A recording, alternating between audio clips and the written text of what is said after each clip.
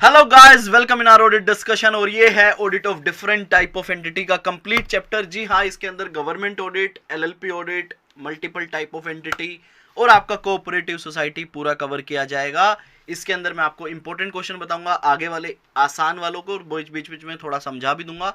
Cooperative society बच्चों का एक वीक एरिया था, उन्होंने डिमांड किया कि पूरा करवा दो, तो वो पूरा आपके सामने रखा जा रहा है।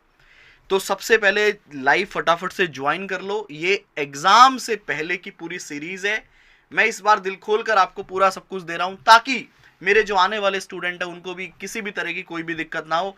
एग्जाम से पहले प्लेलिस्ट में जाएं और एक एक चैप्टर को फटाफट से धुन दें, जिसे हम मैराथन बोलते हैं ना, समझ लो। चैप्टर वाइज मैराथन अब प्लेलिस्ट में अवेलेबल है। आपको जो चैप्टर देखना है आप प्लेलिस्ट में जाओ, चैप्टर का रिवीजन कर लो अपने सर के साथ। मतलब डिटेल में हम पढ़ ही चुके हैं। जब जब आपको रिवाइज करना है, यूट्यूब हमेशा आपके साथ है। मल्टीपल टाइम जितनी बार आपको रिवाइज करना है उतनी बार रिवाइज करो, तो ऑडिट के अंदर आपको हाईएस्ट स्कोर करना है। जय श्री श्याम, क्या बात है, पहला ही कमेंट मेरे को दिखा, जय श्री श्याम।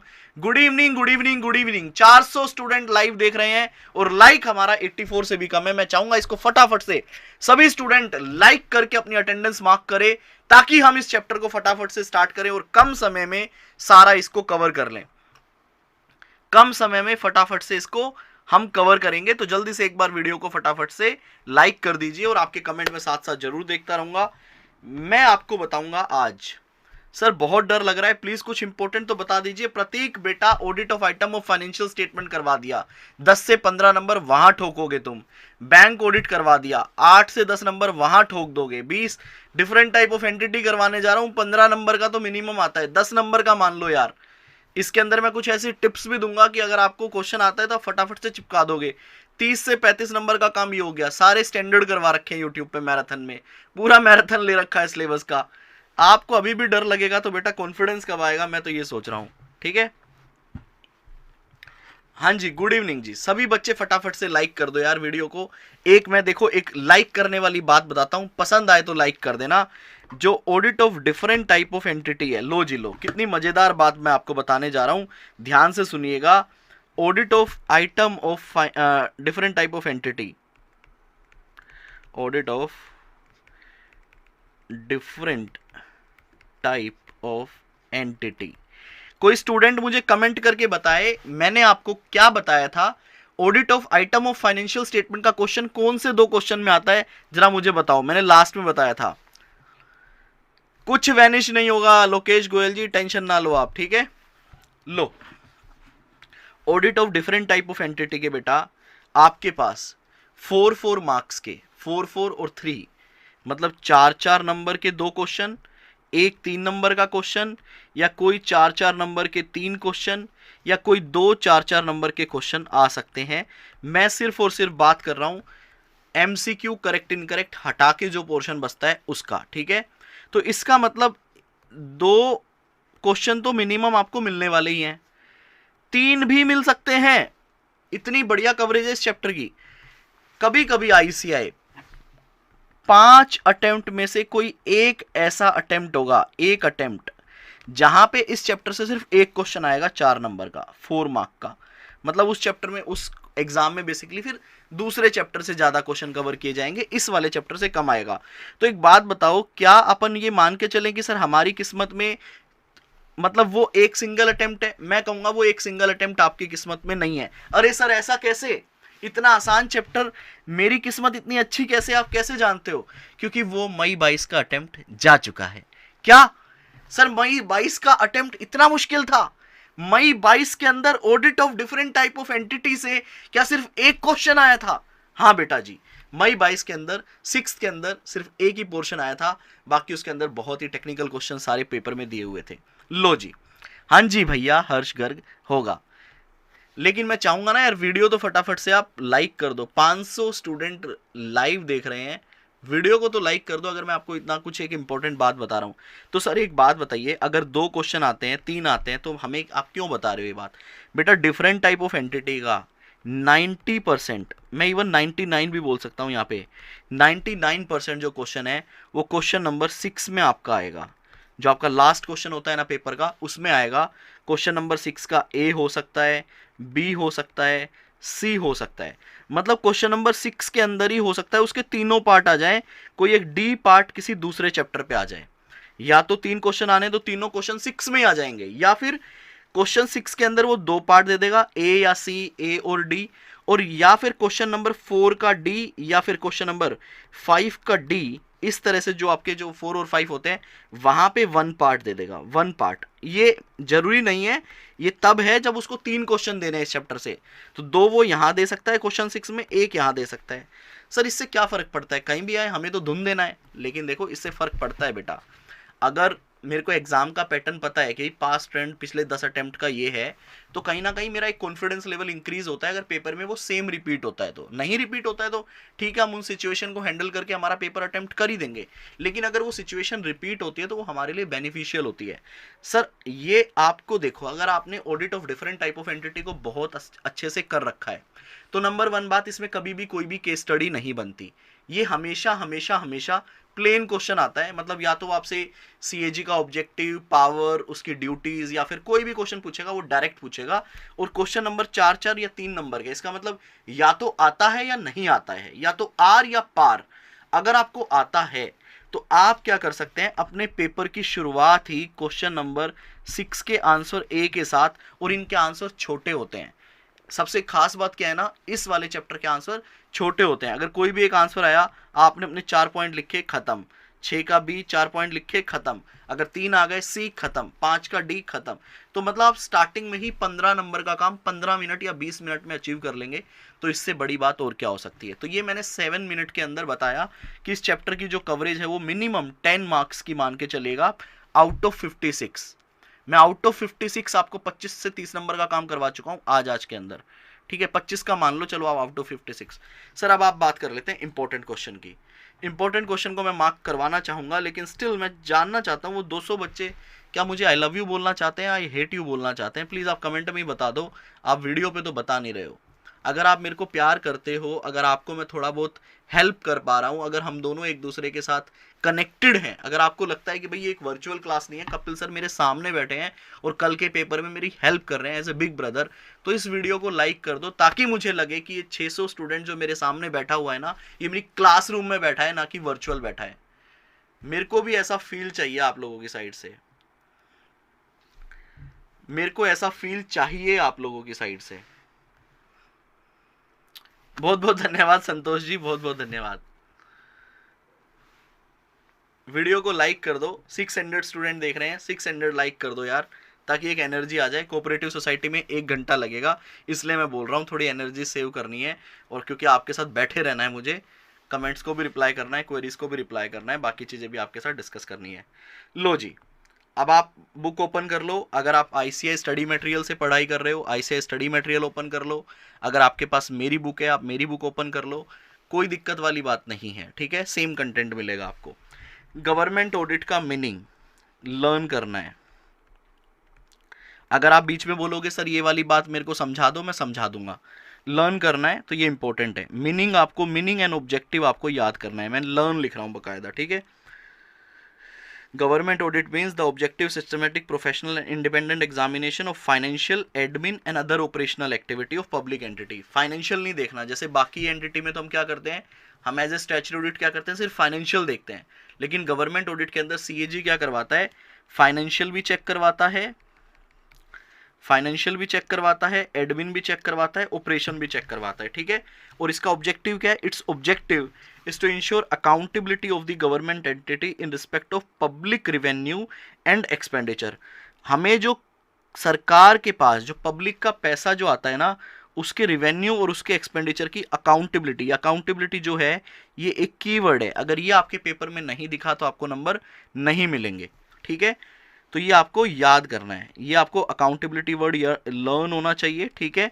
इसके अंदर तीनों तरह के ऑपरेशन कवर किए जाते हैं, फाइनेंशियल, एडमिनिस्ट्रेटिव और operation.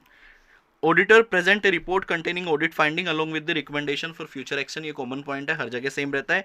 In India the function of government audit is perform by CAG.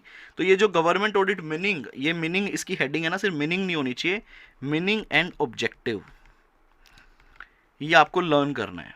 कितना सिंपल है, लर्न हो गया सर। 3 तरह के ऑपरेशन को कवर करते हैं, ऑब्जेक्टिव के अंदर अकाउंटेबिलिटी देखते हैं, ठीक है जी। पहला क्वेश्चन मैंने बता दिया।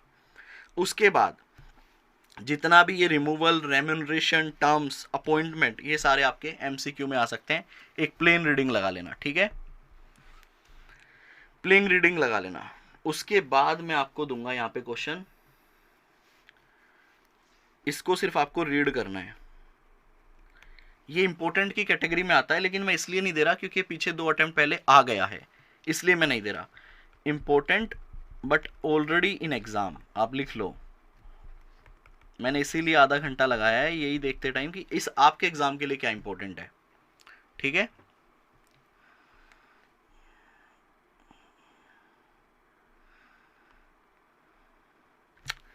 ये इंपॉर्टेंट, इसको इंपॉर्टेंट मार्क करेंगे सभी स्टूडेंट, लर्न दिस। ज्यादा से ज्यादा 5 या 6 क्वेश्चन ही मार्क करवाऊंगा, ज्यादा नहीं करवाऊंगा, टेंशन ना लो, ठीक है। जनरल पावर, डायरेक्शन, राइट, ये सब आपको करना पड़ेगा। सप्लीमेंट्री जो ऑडिट है ना, ये आपके एमसीक्यू में आ सकता है। ऑडिट ऑफ वेरियस आइटम्स, इसके अंदर 5 आइटम आप पढ़ते हो, rules and order, sanction, provision of funds, propriety audit, performance audit. Rules and orders के अंदर क्या आता है कि भैया जिस तरह से काम होना चाहिए था, रूल्स को फॉलो करते हुए वो काम हुआ है, उसके लिए अप्रूवल सही लगी है, इसको मोस्ट इंपॉर्टेंट मार्क कर लो, मोस्ट इंपॉर्टेंट। मुझे बिल्कुल भी डाउट नहीं होगा अगर कल आप अपने पेपर में एक क्वेश्चन देखेंगे, audit for rules and orders. यहाँ पे एक टिप दे रहा हूँ, अगर वो टिप पसंद आए तो जो 600 स्टूडेंट लाइव देख रहे हैं वो बिना कहे, मैं अब इस बार वो नहीं कहूँगा, प्लीज़ अगर आपको लगे कि हाँ आपको एक अच्छी चीज़ बताइए तो लाइक करना और अपने दोस्तों के साथ ज़रूर शेयर करना। वो बात ये है कि पेपर में देखो मोस्ट ऑफ द टाइम जो क्वेश्चन आता है ना, वो audit of rules and order के नाम से आता है 4 मार्क्स का। तो जब ये वाला रूल्स एंड ऑर्डर के नाम से आता है ना, तो बच्चा इसका आंसर लिख देता है। लेकिन आप ध्यान रखना, ये दूसरे नाम से भी आ सकता है, audit of regularity and legality, audit of regularity and legality. जब इस नाम से पेपर में क्वेश्चन आएगा ना 4 नंबर का, यार ये लीगैलिटी वाला क्या था, ये रेगुलरिटी क्या था, यार ये तो कहीं आ ही नहीं रहा, ये तो आउट ऑफ सिलेबस आ गया। तो ये चीज़ आपको याद रखनी है कि भैया रूल्स एंड ऑर्डर दूसरे नाम से भी आ सकता है, याद रखना है एग्जाम में। ये बात अच्छी लगी हो तो फटाफट, most important, can come in your exam, ठीक है जी। और बताओ, और कैसे बताऊं मैं आपको। चलो जी आगे चलते हैं, बहुत इंपॉर्टेंट है, कल के पेपर में आपको ये देखने को मिल सकता है ये क्वेश्चन। आगे चलो जी, तो आप ये कर ही लोगे। इट्स ऑब्जेक्टिव क्या है audit of rules and order के? Its objective is to ensure whether the expenditure is in accordance, जो खर्चा किया जा रहा है वो किसके अकॉर्डेंस किया जा रहा है, the provision of the constitution and the relevant law, जो भी लो बनाए, जो भी रूल्स बने उसके हिसाब से खर्चा कर रहे हैं। Rules and regulation bye CAG, CAG ने जो रूल्स बना रखे हैं उसके हिसाब से हो रहा है। द ऑर्डर और rule made by the any higher authority, any higher authority. देखो ये तीनों एक ही पॉइंट है, पहले बोल रहा है जनरल रूल कॉन्स्टिट्यूशन, फिर उसके बाद बोल रहा है सीएजी के रूल, फिर बोल रहा है किसी हायर अथॉरिटी के रूल। तो रूल्स के हिसाब से हम वो सारा खर्चा कर रहे हैं या नहीं।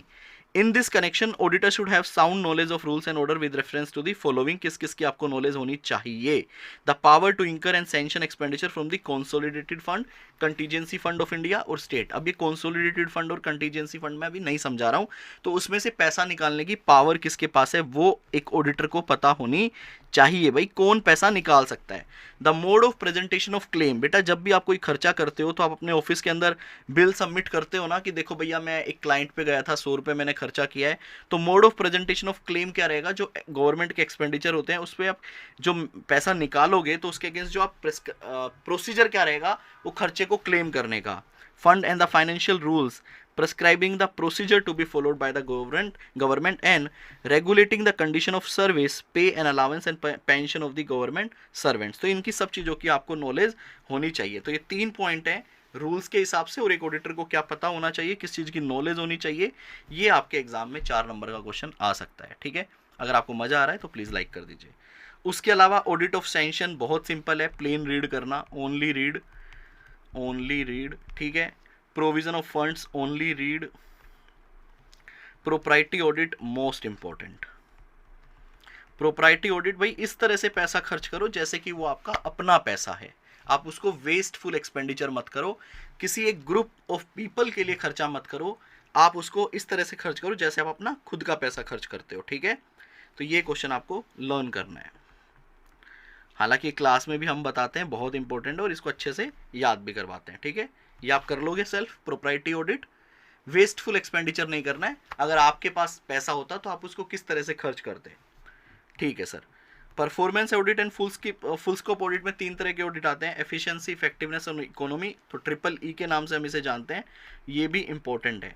बेसिकली मैं ये बोलना चाहता हूँ, परफॉर्मेंस ऑडिट, इसका दूसरा नाम क्या है, फुल स्कोप ऑडिट, ये भी याद रखना, ये भी काफ़ी बच्चे भूल जाते हैं। Performance audit, full scope audit में क्या याद रखना है, ट्रिपल ई। ठीक है, एफिशिएंसी, इकोनॉमी एंड इफेक्टिवनेस। लेकिन मुझे लगता है जो ज़्यादा चांस जो कल पेपर में आने के ना, इन 3 में से कोई एक आ सकता है। मुझे लगता है रूल्स एंड ऑर्डर आना चाहिए, मुझे लगता है रूल्स एंड ऑर्डर या फिर propriety audit. Second highest chance मुझे प्रोप्राइटी ऑडिट के लगते हैं। वैसे आएगा तो कुछ भी, कितने घंटे चलेगा, 1.5 घंटे के आसपास बेटा लेक्चर चलेगा, 1 hour 30 minutes। Audit of store and spares, ये सेम लाइक, यहाँ लिख लो, same like audit of item of financial statement. भाई जैसे हमने स्टोर्स एंड स्टॉक को जनरली वेरीफाई किया है, कैसे किया है सर, ऐसे 501 में उसका फिजिकल वेरिफिकेशन किया है, परचेज को हमने परचेज में ऑडिट किया है, तो सेम गवर्नमेंट एंटिटी में भी उसी तरह से होगा। तो इसको रीड ओनली कर लो भाई, बस एक बार क्विक रीडिंग लगा लेना और कुछ नहीं, read only. Audit of receipt, receipt को आप कैसे चेक करते हो, इसको भी रीड ओनली, क्योंकि ये भी हम जनरल तरीके से लिख सकते हैं। ठीक है, क्योंकि हमारे फ्रॉड वाले चैप्टर में भी आ जाता है रिसीट को लेकर कि कैसे उसमें फ्रॉड होते हैं, ये हमारे आइटम ऑफ फाइनेंशियल स्टेटमेंट में भी आता है, ये रीड ओनली। तो बेटा सभी बच्चे बताएंगे गवर्नमेंट एंटिटी के, मैंने आपको इंपॉर्टेंट क्वेश्चन बताए हैं। मोस्ट इंपॉर्टेंट क्वेश्चन कौन सा है बेटा, एक तो आपको गवर्नमेंट ऑडिट का ऑब्जेक्टिव और उसका डेफिनेशन याद करना है। ठीक है, दूसरा audit of rules and order आपको याद करना है, प्रोप्राइटी ऑडिट करना है, बाकी आप सब रीड कर लेना। अगर आपको कोई चीज़ समझनी है तो मुझे अभी कमेंट में बता दो, सर ये वाला पार्ट समझा दो, जल्दी से बता दो। अगर आपको कोई चीज़, देखो 600 बच्चे लाइव देख रहे हैं, अगर कॉमन सब बच्चों की एक ही रिक्वायरमेंट आई, जैसे कोऑपरेटिव सोसाइटी, आप सब लोगों ने मांगा है दिल खोल के कि सर कोऑपरेटिव सोसाइटी बता दो। रूल्स एंड ऑर्डर तो मैंने रीड कर दिया बेटा, रूल्स एंड ऑर्डर तो मैंने रीड कर दिया, बता दिया। अगर आपको कोई एक आध पॉइंट इनमें से समझना है मुझसे तो आप पूछ लो, आप बाकी आप रीड करोगे आपको सब समझ आ जाएगा, बिल्कुल प्लेन है।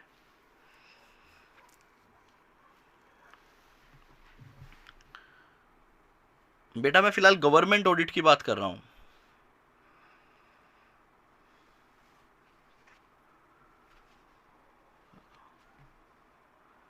बेटा रूल्स एंड ऑर्डर के अंदर क्या है, जैसे गवर्नमेंट रूल्स बनाती है, गवर्नमेंट के पास क्या है, जो कंसोलिडेटेड फंड होता है ना, उस कंसोलिडेटेड फंड के अंदर अलग अलग सोर्स से पैसा आ रहा है, जैसे आप और मैं टैक्स देते हैं वो पैसा आ रहा है, गवर्नमेंट अलग अलग सर्विसेज देती है वो सारा पैसा आ रहा है। तो फंड के अंदर पैसा तो आ गया, अब सरकार का जो खजाना है उस खजाने में से पैसा निकालना है, एक्सपेंडिचर करना है, जिसके लिए बजट वगैरह भी पास होते हैं।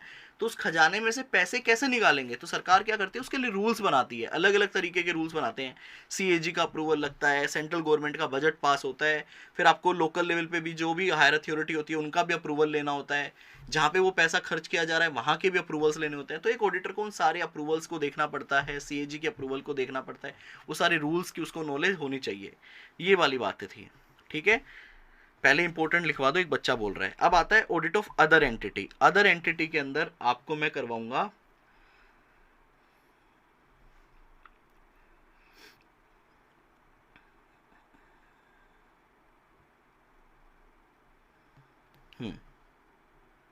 लोकल बॉडी जो है आपकी, जो म्युनिसिपैलिटी कॉरपोरेशन होता है, वो तो आप लिंक कर ही सकते हो, हर गांव में हर शहर में होती है। उसके अंदर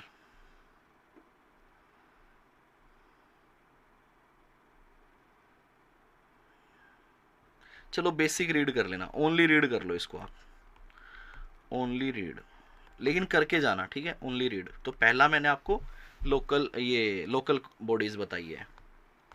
दूसरे नंबर पे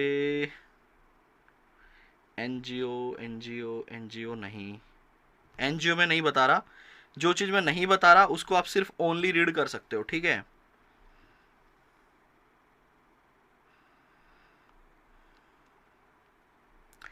एक देखो, कोई भी क्वेश्चन अगर आपके पेपर में आए, कोई भी क्वेश्चन आए, जैसे इसमें audit program for balance sheet item, तो इसमें सिर्फ दो वर्ड अलग हैं देखो एनजीओ के अंदर, क्यों, एक तो कर्पस और एक ईयर मार्क्ड फंड। उसके अलावा आपके सारे बैलेंस शीट वाले ही कैप्शन है। तो अगर पेपर में आ जाए भैया बैलेंस शीट आइटम बताओ कैसे वेरीफाई करोगे, तो घबरा मत जाना, आपने audit of item of financial statement chapter कर रखा है, उसके सारे पॉइंट उठा लेना बैलेंस शीट के और इनकम के, और वो सारे डाल देना। स्पेसिफिक याद आ जाए कि भाई जैसे इसके अंदर भाई एनजीओ के अंदर एक कर्पस फंड होता है, ईयरमार्क फंड होता है, तो बहुत अच्छी बात है, ये 2 पॉइंट स्पेसिफिक है। ये इंपॉर्टेंट है, इंपॉर्टेंट फॉर एग्जाम। क्या था सर ये क्वेश्चन, एनजीओ की रिसीट को कैसे वेरीफाई करोगे या कैसे वाउच करोगे, पेपर में 3 नंबर का आ सकता है। तो पहला इंपॉर्टेंट क्वेश्चन मैंने आपको ये बताया, मतलब लोकल बॉडी पे मैंने 1 ही लिखवाया था बेटा, मैंने इंपॉर्टेंट बता दिया एनजीओ का रिसीट, ठीक है। सोल ट्रेडर नहीं, पार्टनरशिप नहीं बताऊंगा मैं। देखो ये अगर पार्टनरशिप की एडवांटेज वगैरह आ गई तो खुद से लिख देना, ठीक है, चैप्टर 1 में हम करके आते हैं। एलएलपी, एलएलपी को सभी स्टूडेंट क्या करेंगे, एलएलपी जो है वो इंपॉर्टेंट है फॉर करेक्ट इनकरेक्ट और एमसीक्यू।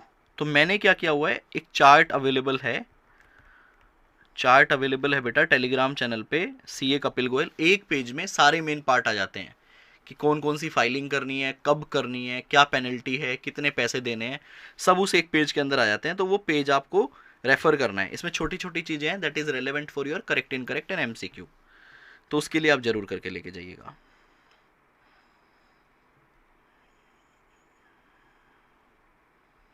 ये सारे एमसीक्यू वाले क्वेश्चन हैं।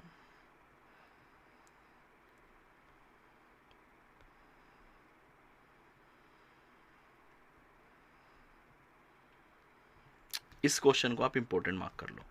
बस अपॉइंटमेंट मैं बता रहा हूँ कि 4 नंबर में उसका दिल क्या पूछने का, तो पूछ लेगा, वैसे चांसेस कम है। तो ये क्वेश्चन नंबर 2 हो गया आज का।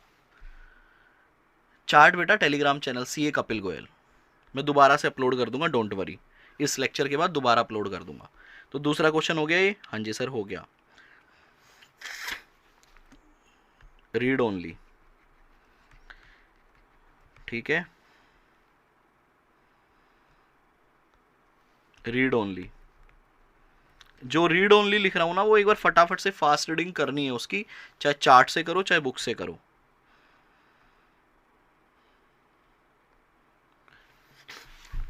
अब आ जाओ, मैं सुपर इंपॉर्टेंट क्वेश्चन अभी बताया नहीं है, बताऊंगा बेटा। ये 3-4 पेज है मेरे नीचे, मैंने पूरी रिसर्च करके रखा हुआ है अपना काम।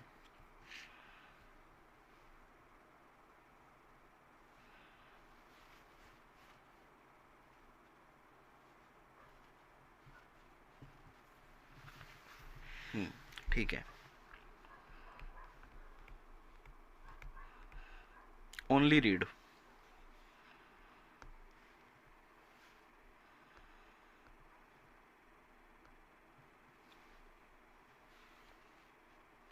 एजुकेशनल इंस्टीट्यूशन पे आ गए हम। एजुकेशनल इंस्टीट्यूशन, कॉलेज, किसी भी नाम से आ सकता है, ठीक है।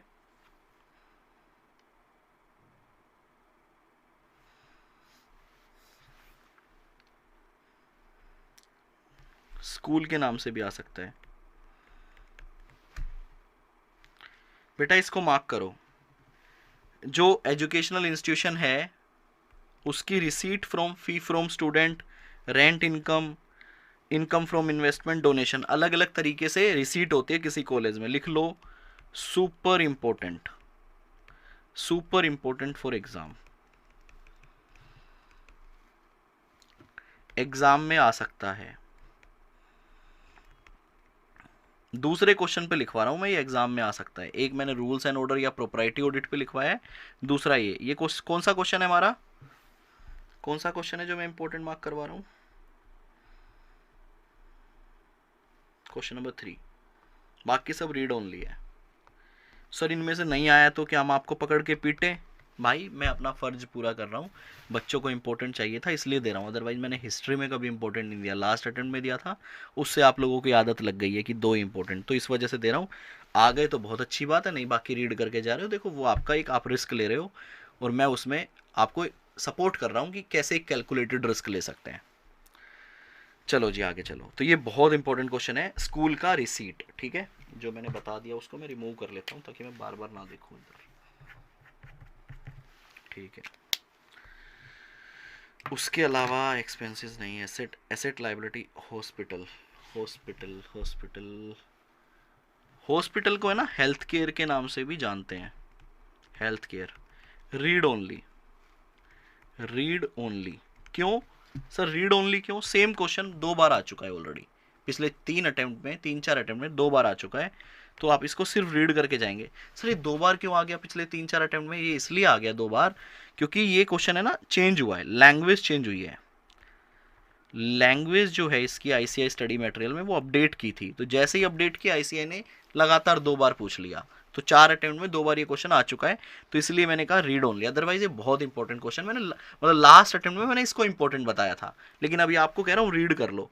ऑडिट ऑफ हॉस्पिटल में भाई पेशेंट का पैसा आता है, कैश कलेक्ट करते हैं, इन्वेस्टमेंट होती है, हम खुद से भी बना के लिख सकते हैं, लेकिन भाई पीडीएफ नहीं दे सकता, सॉरी, आप आईसीआई स्टडी मटेरियल रेफर कर लो, सेम है। ठीक है जी, तो मैं आपको रीजन भी बता रहा हूं कि मैं रीड ओनली क्यों लिखवा रहा हूं। अब बात आती है क्लब की।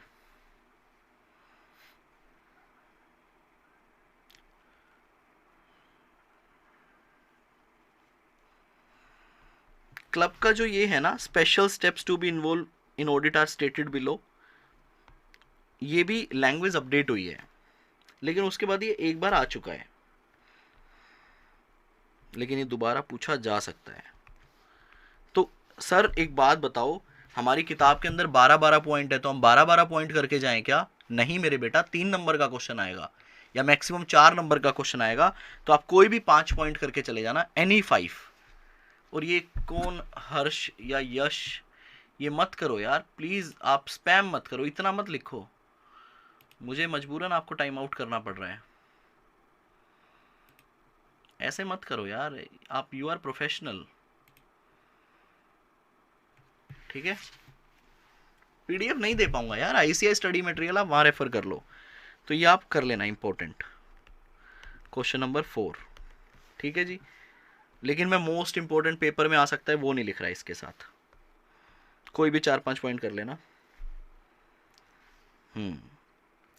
जो सिनेमा हॉल है ना, इसके अंदर देखो, इसमें भी जो रिसीट है वो शोज से होती है, एडवर्टीजमेंट से होती है, रेस्टोरेंट से होती है, सिनेमा हॉल थिएटर के अंदर।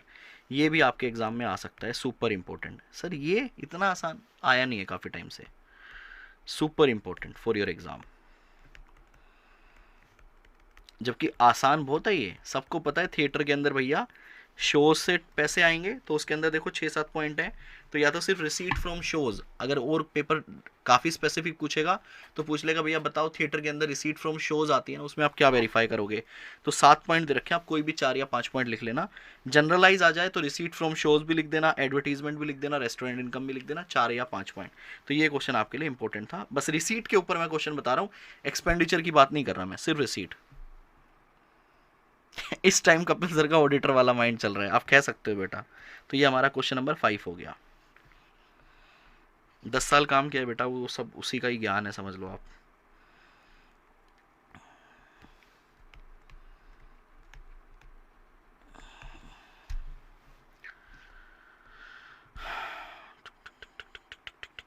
ये लीज जो है ना, ये मैं इसलिए छुड़वा रहा हूँ क्योंकि ये इंपॉर्टेंट क्वेश्चन ज़्यादा इंपॉर्टेंट बनता है हमारा audit of item of financial statement में, इसलिए मैं यहाँ पे नहीं करवा रहा ये इतना डिटेल में। देखो मैंने थिएटर आपको बता दिया सुपर इंपॉर्टेंट है, स्कूल बता दिया सुपर इंपॉर्टेंट है, एक होटल मेरे को बताना है। होटल का क्वेश्चन वो यहाँ मिलेगा या नहीं मिलेगा पता नहीं। हाँ, एक ये क्वेश्चन होटल की रिसीट सुपर इंपॉर्टेंट, 3 बताए हैं, 3 इसलिए बताए हैं, 2 आएंगे यार सुपर इंपॉर्टेंट। और इसके लिए आप एक काम और करेंगे यार, सभी स्टूडेंट नवंबर 22 की आरटीपी, नवंबर 22 की आरटीपी का क्वेश्चन देख कर जाएंगे। Audit of different type of entity की नवंबर 22 की आरटीपी का क्वेश्चन देख कर जाएंगे, वो होटल के ऊपर ही है और काफ़ी अच्छा क्वेश्चन है। ठीक है, तो ये क्वेश्चन नंबर 6 हो गया।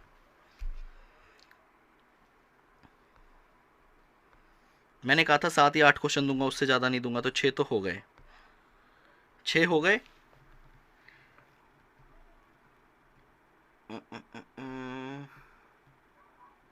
ठीक है, गवर्नमेंट देखो 6 हो गए, रिपीट नहीं कर रहा मैं। रिपीट करना है क्या, क्योंकि अब अपना कोऑपरेटिव सोसाइटी का चैप्टर चलेगा 1 घंटे का।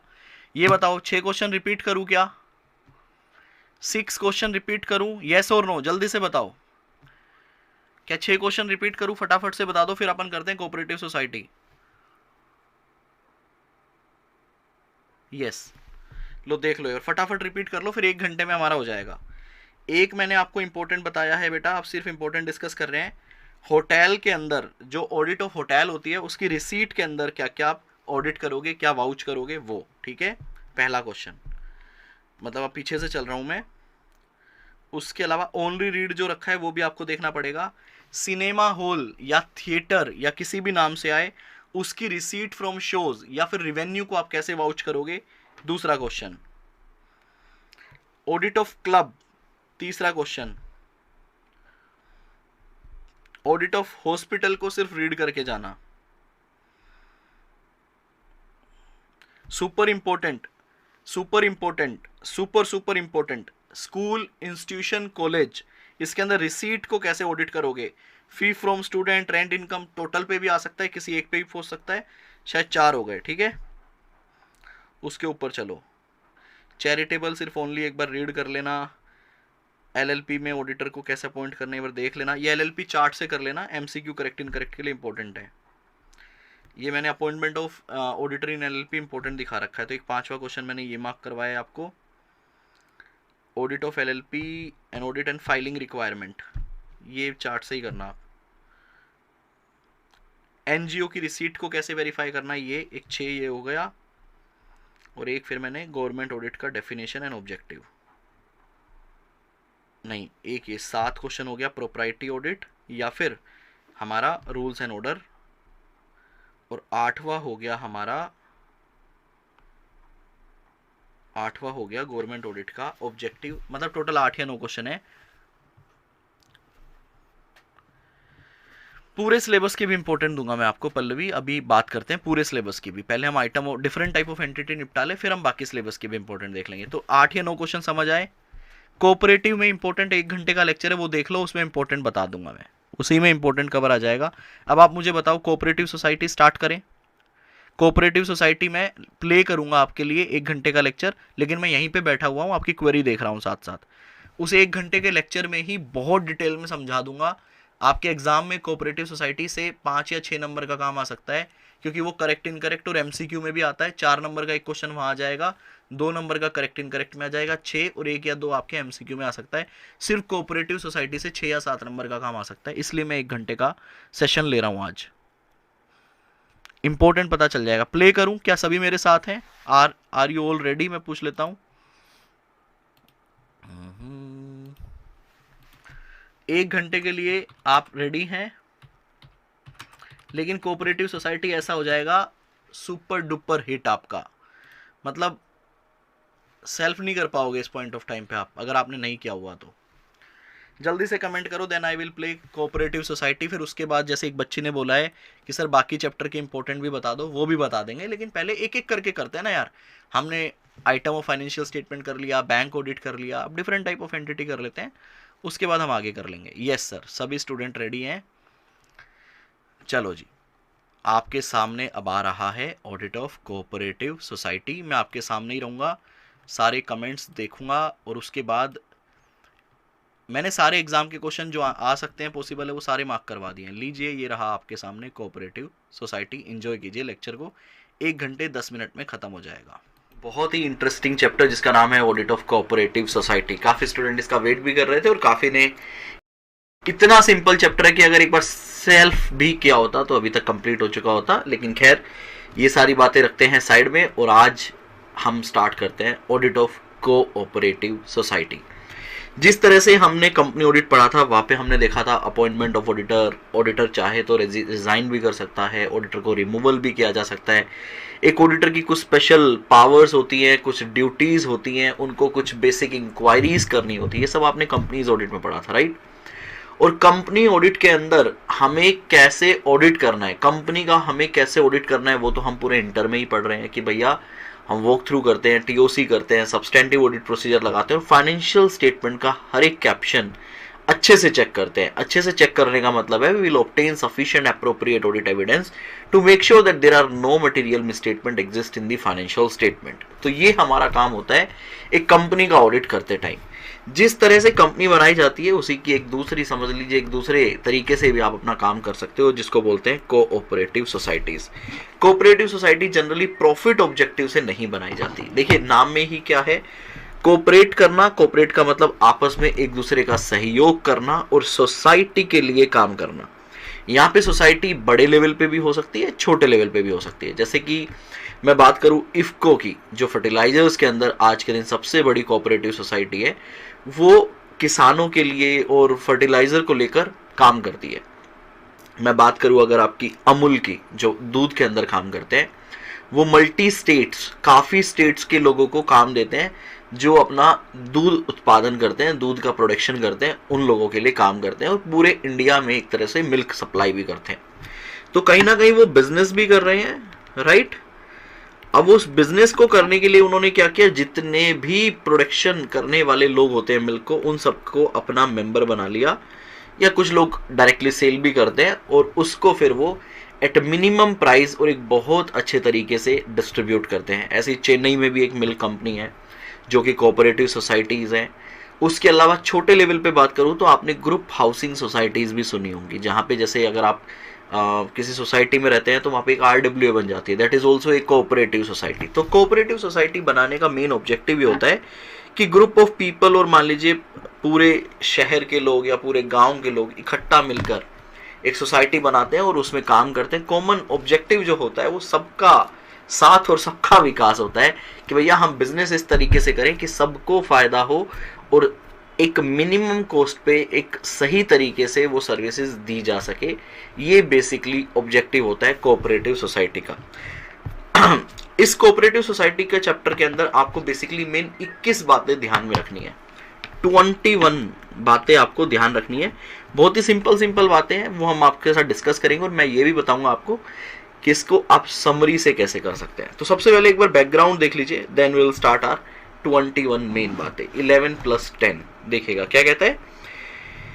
A cooperative is an autonomous association of person under voluntary to meet their common economic, social and cultural needs। जिस किसी भी तरह की नीड हो सकती है। An aspiration through a jointly owned enterprise, the Cooperative Society Act 1912। मतलब आप मिलकर किसी एक कॉमन ऑब्जेक्टिव के लिए काम करते हो। A central act contains the fundamental law regarding the formation and working of the cooperative society in India. An auditor of cooperative society should be familiar with the provision of the particular act governing the society। कह रहा है कि cooperative society के auditor को cooperative society act की knowledge होनी चाहिए।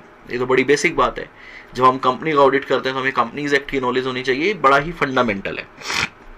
उसके बाद क्या कहता है, cooperative society is a business organization with a special mode of doing business by pulling together all the means of production cooperatively, elimination of middlemen, जो बीच के दलाल, ब्रोकर्स, उन सबको हटाना, and exploitation from outside forces। इससे क्या होगा भैया, इससे मैक्सिमम बेनिफिट होगा और सही सर्विसेज आपको प्रोवाइड की जाएगी। आप चाहें तो सिर्फ बोल्ड पार्ट को याद कर सकते हैं अपने एग्जाम पर्सपेक्टिव से, ठीक है।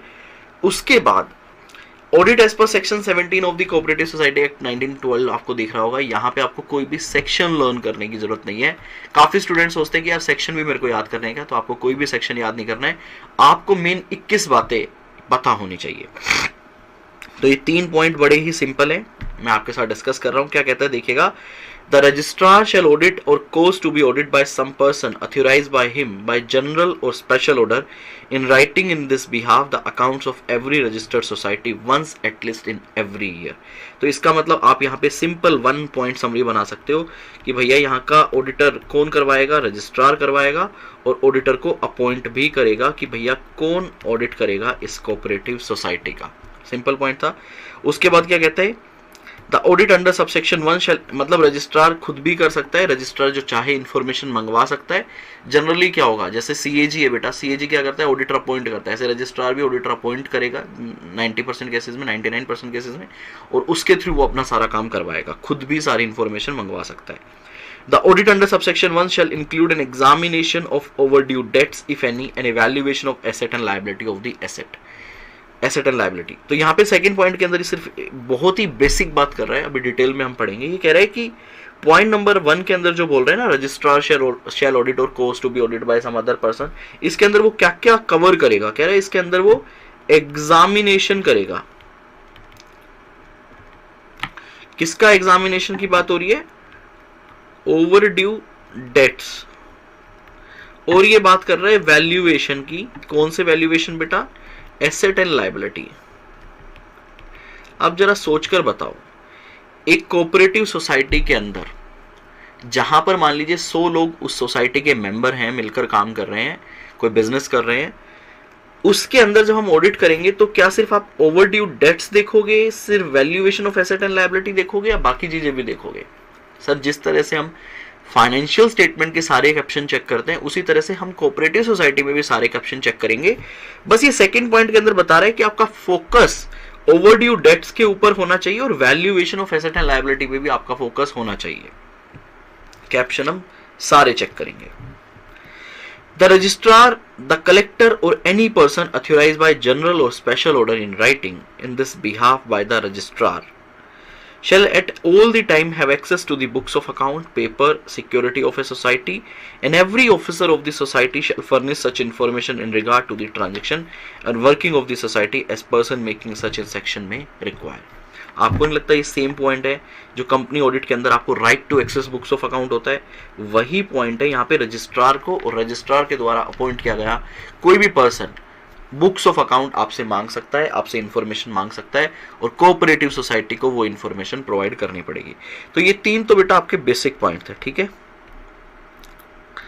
अब यहां पे देखो एक क्वेश्चन स्टार्ट होता है मेरा मेन, कहता है the following point should be kept in mind in connection with the audit of A cooperative society. Following point should be kept in mind जब आप ऑडिट करते हो कोऑपरेटिव सोसाइटी का, और यहाँ पे आपके सामने ये आते हैं 11 पॉइंट, बहुत ही सिंपल है। उसके बाद फिर आता है special features of cooperative society audit. क्या स्पेशल फीचर है, और यहाँ पे आपको दिखते हैं 10 पॉइंट। आप इनको 21 पॉइंट समझ के याद कर सकते हैं। स्पेशल फीचर आपको अलग अलग पढ़ने की जरूरत नहीं है, स्पेशल फीचर और फॉलोइंग पॉइंट्स, आप इनको 21 पॉइंट है। कोऑपरेटिव सोसाइटी का ऑडिट करना है तो 21 बातें हमें पता होनी चाहिए। Number 1, qualification of auditor. आप लोग क्या करेंगे, अब आपका एक काम है, होमवर्क सुनिएगा सभी स्टूडेंट। आप इस क्लास के बाद कोऑपरेटिव सोसाइटी की एक समरी बनाएंगे। मैंने चार्ट बना के दे रखा है, वो एक अलग चीज है, आप उसको इग्नोर करते हुए चलेगा, क्योंकि मेहनत आपको करनी है, तभी आप आगे बढ़ेंगे। कोऑपरेटिव सोसाइटी की आपको एक समरी बनानी है। सबसे पहले आप मीनिंग लिखेंगे, मीनिंग के बाद ये 3 बेसिक पॉइंट लिखेंगे, उसके बाद लिखेंगे 21 पॉइंट्स, ठीक है। दोनों हेडिंग आप लिख सकते हैं। सबसे पहले 11 पॉइंट की हेडिंग अगर आप लिखना चाहें, उसके बाद 10 पॉइंट की।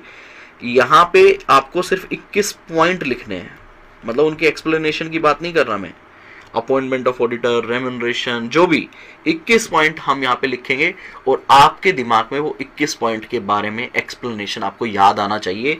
और अगर आपको किसी पॉइंट का एक्सप्लेनेशन याद नहीं आता है, उस पॉइंट का एक्सप्लेनेशन आप वहां कर लेंगे, और इस तरह से आप मल्टीपल टाइम उसे रिवाइज करेंगे, ठीक है। एक 4 नंबर का क्वेश्चन आ सकता है, MCQ यहाँ से बन सकता है कोऑपरेटिव सोसाइटी से।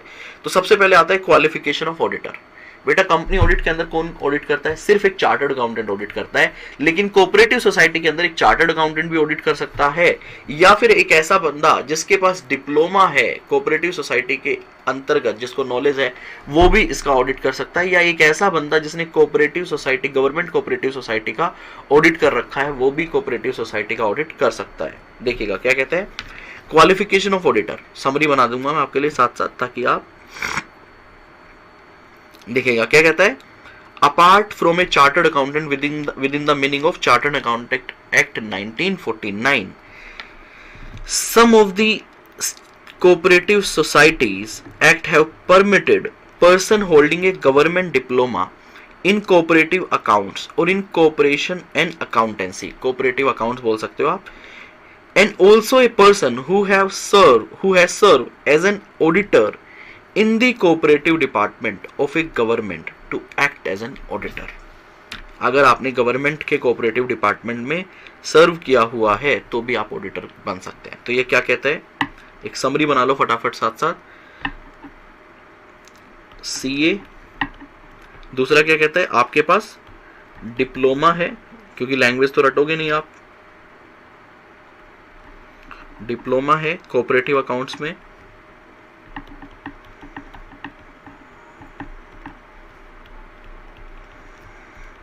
तीसरा सर्व, मैं हाईलाइट कर रहा हूं, आप लिख लो,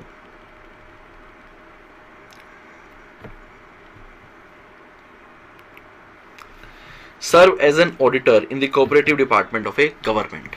तो ये था क्वालिफिकेशन ऑफ ऑडिटर। आपको याद होनी चाहिए ये बातें, सिर्फ समझने से काम नहीं चलेगा। इस चैप्टर में ज्यादातर कंटेंट बड़ा ही सिंपल है, हमें याद करना पड़ेगा। तो क्या कहते हैं, qualification of auditor chartered accountant जिसके बाद डिप्लोमा है कोऑपरेटिव अकाउंट्स या कोऑपरेशन एंड अकाउंटेंसी का। तीसरा, कोई ऐसा बंदा जिसने सर्व कर रखा है as an auditor in the cooperative department of government to act as an auditor. तो पहला पॉइंट ये था, 3 पॉइंट आपको याद करने हैं। पहले पॉइंट, उसके बाद अपॉइंटमेंट ऑफ ऑडिटर। बेटा कौन करेगा appointment of auditor?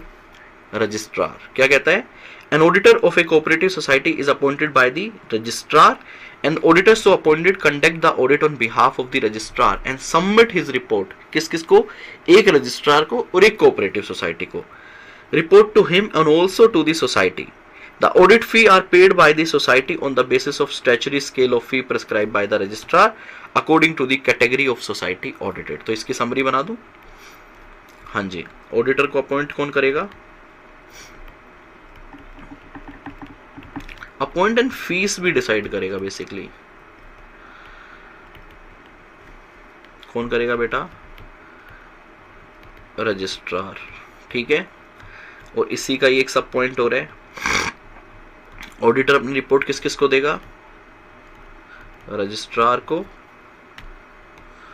Plus cooperative society को। ये 21 पॉइंट आपको याद होने चाहिए। जैसे अगर मैं पूछूं who will become the auditor of cooperative society, तो आपको बोलना है सीए जिसके बाद डिप्लोमा है कोऑपरेटिव अकाउंट्स के अंदर, या जिसने सर्व कर रखा है as an auditor in the cooperative accounts of the government, तो वो बन सकता है। ऑडिटर को अपॉइंट कौन करेगा? रजिस्ट्रार। फी कौन डिसाइड करेगा? Registrar as per scale. Fee pay कौन करेगा? कोऑपरेटिव सोसाइटी पे करेगा। ऑडिटर अपनी रिपोर्ट किसको देगा? रजिस्ट्रार को और कोऑपरेटिव सोसाइटी को। उसके बाद books and accounts and other record to the cooperative society. क्या क्या books of account cooperative society maintain करती है? यहाँ पे एग्जांपल लिया है महाराष्ट्र का। मैं आपको एक बात बता दूं, हर कोऑपरेटिव सोसाइटी या हर स्टेट की अपनी अलग रिक्वायरमेंट हो सकती है। ठीक है, under section 43H of the Central Act, a state government can frame rules prescribing the books and accounts to be kept by a cooperative society। तो देखा जाए तो बस आपको एक ही बात पता होनी चाहिए कि एक स्टेट गवर्नमेंट डिसाइड कर सकती है क्या क्या बुक्स ऑफ अकाउंट आपको मेंटेन करने हैं। लेकिन इसने एग्जाम्पल के तौर पे महाराष्ट्र का एग्जाम्पल उठा के बता दिया कि महाराष्ट्र के अंदर कौन कौन से बुक्स ऑफ अकाउंट मेंटेन किए जाते हैं। क्या कहता है? All sum of money receive and expended by the society and the matter in respect of which receipts and expenditure take place। तो मैं सिंपल लिख दूं, receipt and expenditure, all sales and purchase, asset and liabilities। The society it at liberty to maintain such additional record according to its convenience and which it thinks more useful for clarity and detailed explanation. ये नहीं है कि महाराष्ट्र ने बोला कि भैया आपको ये 3 चीजें मेंटेन करनी है तो आप ये 3 ही मेंटेन करोगे. अगर सोसाइटी को लगता है कि यार मुझे एडिशनल इंफॉर्मेशन मेंटेन करने की जरूरत है तो आपको वो करना होगा ताकि फ्यूचर में आप उसे यूज कर पाए और आप एक्सप्लेन कर पाए ट्रांजेक्शंस को. Ultimately, the financial transaction and the result thereof must be presented very clearly in the best possible manner. Depending upon the nature and object of the society, different kind of books of account and register will be maintained so as to disclose a proper and fair picture of financial transactions. In case of large scale cooperative organization, different subsidiary books and registers shall be maintained. For example, daily cash sale summary, a register of collection from debtor, a register of recovery of loan from salary and directly by receipt from member, loan disbursement register, any other columnar subsidiaries depending upon the nature and function of the societies. तो अगर आप इस वाले concept को देखेंगे, books of accounts and other record of cooperative society, तो answer बनता है एक लाइन का कि स्टोर्ड. ये 4 मार्क्स के लिए इंपॉर्टेंट भी है, याद रखना. State government can frame rules for the books of account. लेकिन इसने आंसर को आपको थोड़ा समझाने के लिए क्या किया, महाराष्ट्र का यहाँ पे एग्जाम्पल उठा लिया. फिर उसने बताया महाराष्ट्र के अंदर ये 3 चीजें बोली गई है भैया, receipt and payment, sales and purchase, asset and liability. फिर ये बताया गया कि बेटर क्लैरिटी के लिए जरूरी नहीं आप ये मेंटेन करो, आप फर्दर ज्यादा डॉक्यूमेंट्स भी मेंटेन कर सकते हो true and fair view of the picture के लिए. फिर बताया कि जो बड़ी बड़ी कोऑपरेटिव सोसाइटी होती है उसमें सब्सिडरीज वगैरह भी हो सकती है, उनके ब्रांचेस भी हो सकती है, तो उसके रिगार्डिंग भी उन्हें बुक्स ऑफ अकाउंट मेंटेन करने होते हैं. तो इस वाले एग्जाम्पल को जब आप लिखेंगे अपने एग्जाम में, अगर आ जाए मान लीजिए कि books of account of cooperative society, तो आप यहाँ पे अपना एग्जाम्पल कोट कर सकते हैं. लेकिन मैं आपको यहाँ पे सलाह देना चाहूंगा, मैं आपको यहाँ पे गाइड करना चाहूंगा कि आप भी अपने एग्जाम्पल में कोशिश कीजिएगा महाराष्ट्र को ही कोट करें, क्योंकि कहीं ना कहीं जो सजेस्टेड आंसर आईसीआई देगा उसमें महाराष्ट्र होगा. लेकिन अगर आप हरियाणा का भी कोट करते हो, राजस्थान का भी कोट करते हो, तो उसमें आपका आंसर गलत नहीं किया जाएगा. लेकिन फिर भी आप कोशिश कीजिएगा आप महाराष्ट्र का आंसर कोट करें. और बुक्स ऑफ अकाउंट जरूरी नहीं है आपको यही मेंशन करने हैं. अगर आप 5 में से 3 भी मेंशन कर देंगे तो भी आपको नंबर यहाँ पे दिए जाएंगे. तो देखो 3 मेन पॉइंट अभी हमने देखे, qualification of auditor, appointment of auditor, books of account. उसके बाद अब बड़े सिंपल पॉइंट आते हैं, रिस्ट्रिक्शन ऑन शेयर होल्डिंग. यार जो बात बोलूंगा देखो आपको एक लाइन लिखनी है और उसके बाद वही चीज याद रखनी है. अगर कोई रजिस्टर्ड कोऑपरेटिव सोसाइटी है, अगर रजिस्टर्ड नहीं है तो फिर वो तो भैया कोई भी शेयर होल्डिंग कर ही नहीं सकते. अगर कोई रजिस्टर्ड कोऑपरेटिव सोसाइटी है तो मैक्सिमम कितना आप शेयर होल्डिंग कर सकते हो वो पढ़ो जरा. मैक्सिमम ऑफ 20%, हाईलाइट कर लो बस एक line, a maximum of 20% of total number of shares, और इस पे एमसीक्यू भी आ सकता है, और the total value of share holding to ₹1000 whichever would exceed. मतलब जो भी ज्यादा रहेगा वो आप कर सकते हो. अब पढ़ो इसे क्या कहता है. Restriction on share holding according to section 5 of the Central Act, in the case of a society where the liability of a member of the society is limited, जहाँ पे liability society की limited है, no member of society other than a registered society, जहाँ पे liability limited है, no member of a society other than a registered society can hold such portion of share capital of the society as would exceed कितना, a maximum of 20% of total number of share or the value of shareholding to ₹1000. अब इसकी एक summary बनाओ फटाफट.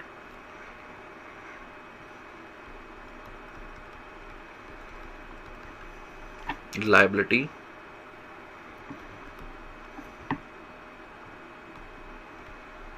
Of member of society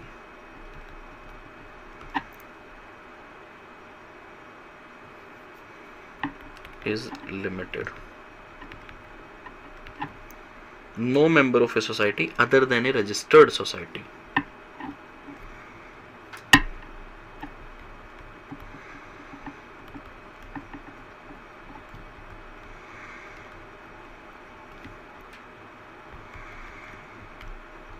Not allowed.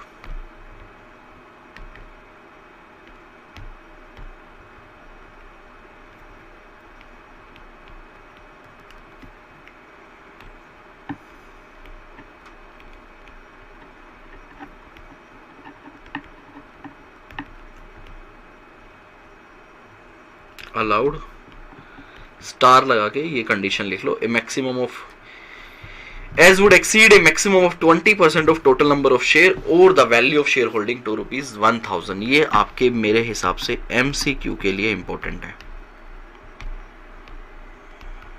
मैं यही बता दूंगा आपको कि 4 नंबर में कौन सा क्वेश्चन आ सकता है और MCQ में क्या आ सकता है, ठीक है।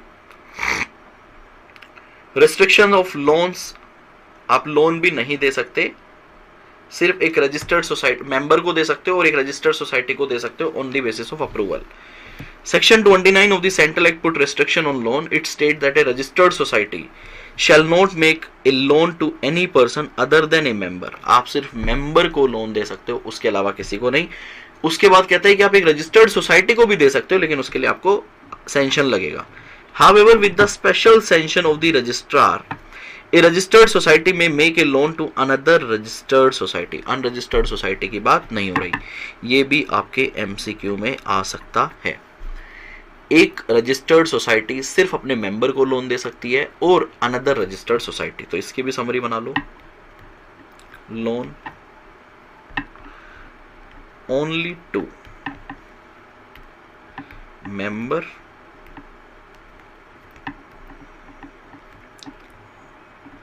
अनदर रजिस्टर्ड सोसाइटी, लेकिन इसकी कंडीशन है बेटा by taking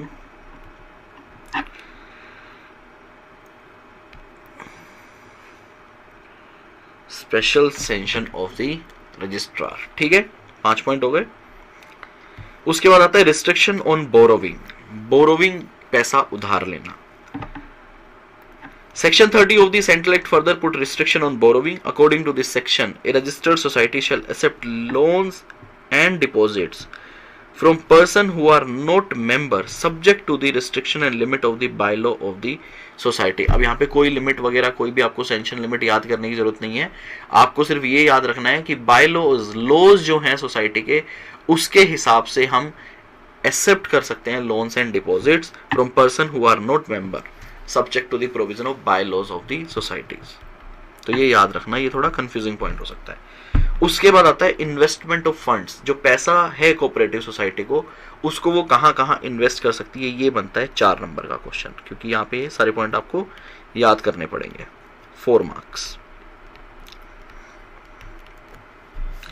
According to Section 32 of the Central Act, a society may invest its funds in any one or more of the following। कहाँ कहाँ पे इन्वेस्ट कर सकते हैं देखिएगा, इन द सेंट्रल और स्टेट कोऑपरेटिव बैंक, बेटा याद करना पड़ेगा, मैं सिर्फ रीड कर सकता हूँ, ठीक है। इन द सेंट्रल और स्टेट कोऑपरेटिव बैंक में कोऑपरेटिव सोसाइटी इन्वेस्ट कर सकती है। In any of the security specify in section 20 of the Indian trust act, तो आपको इंडियन ट्रस्ट एक्ट याद रखना है, इसके अंदर क्या है, कौन सी सिक्योरिटीज है, वो हमें कुछ भी देखने की जरूरत नहीं है।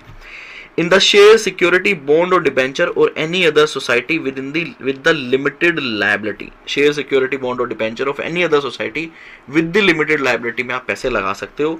In any cooperative bank other than a central or state cooperative bank as approved by the registrar on specified term and condition, registrar जिसको अप्रूव करेगा।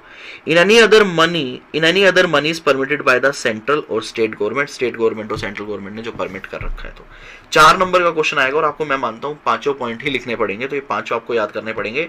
सेंट्रल और state cooperative bank, in any other security specified in section 20 of the Indian trust, share, security, bond, debenture of any other society with the limited liability in any cooperative bank approved by the registrar or in any other money as per the central or state government permission।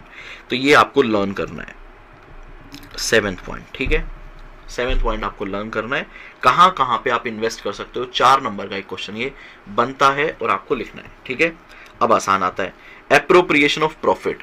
Profit को appropriate करने से पहले आपको कुछ पैसा reserve में डालना होता है, ये चीज आपको याद रखनी है। क्या कहता है, according to section 33 of the central act, a prescribe percentage of the profit should be transferred to reserve fund before distribution as dividend or bonus to member। ये बस आपको याद रखना है कि एप्रोप्रिएशन ऑफ प्रॉफिट से पहले आपको कुछ पैसा कितना वो हमें याद रखने की जरूरत नहीं है, आपको एक रिजर्व फंड में डालकर रखना है, बस ठीक है, इतना याद रखना।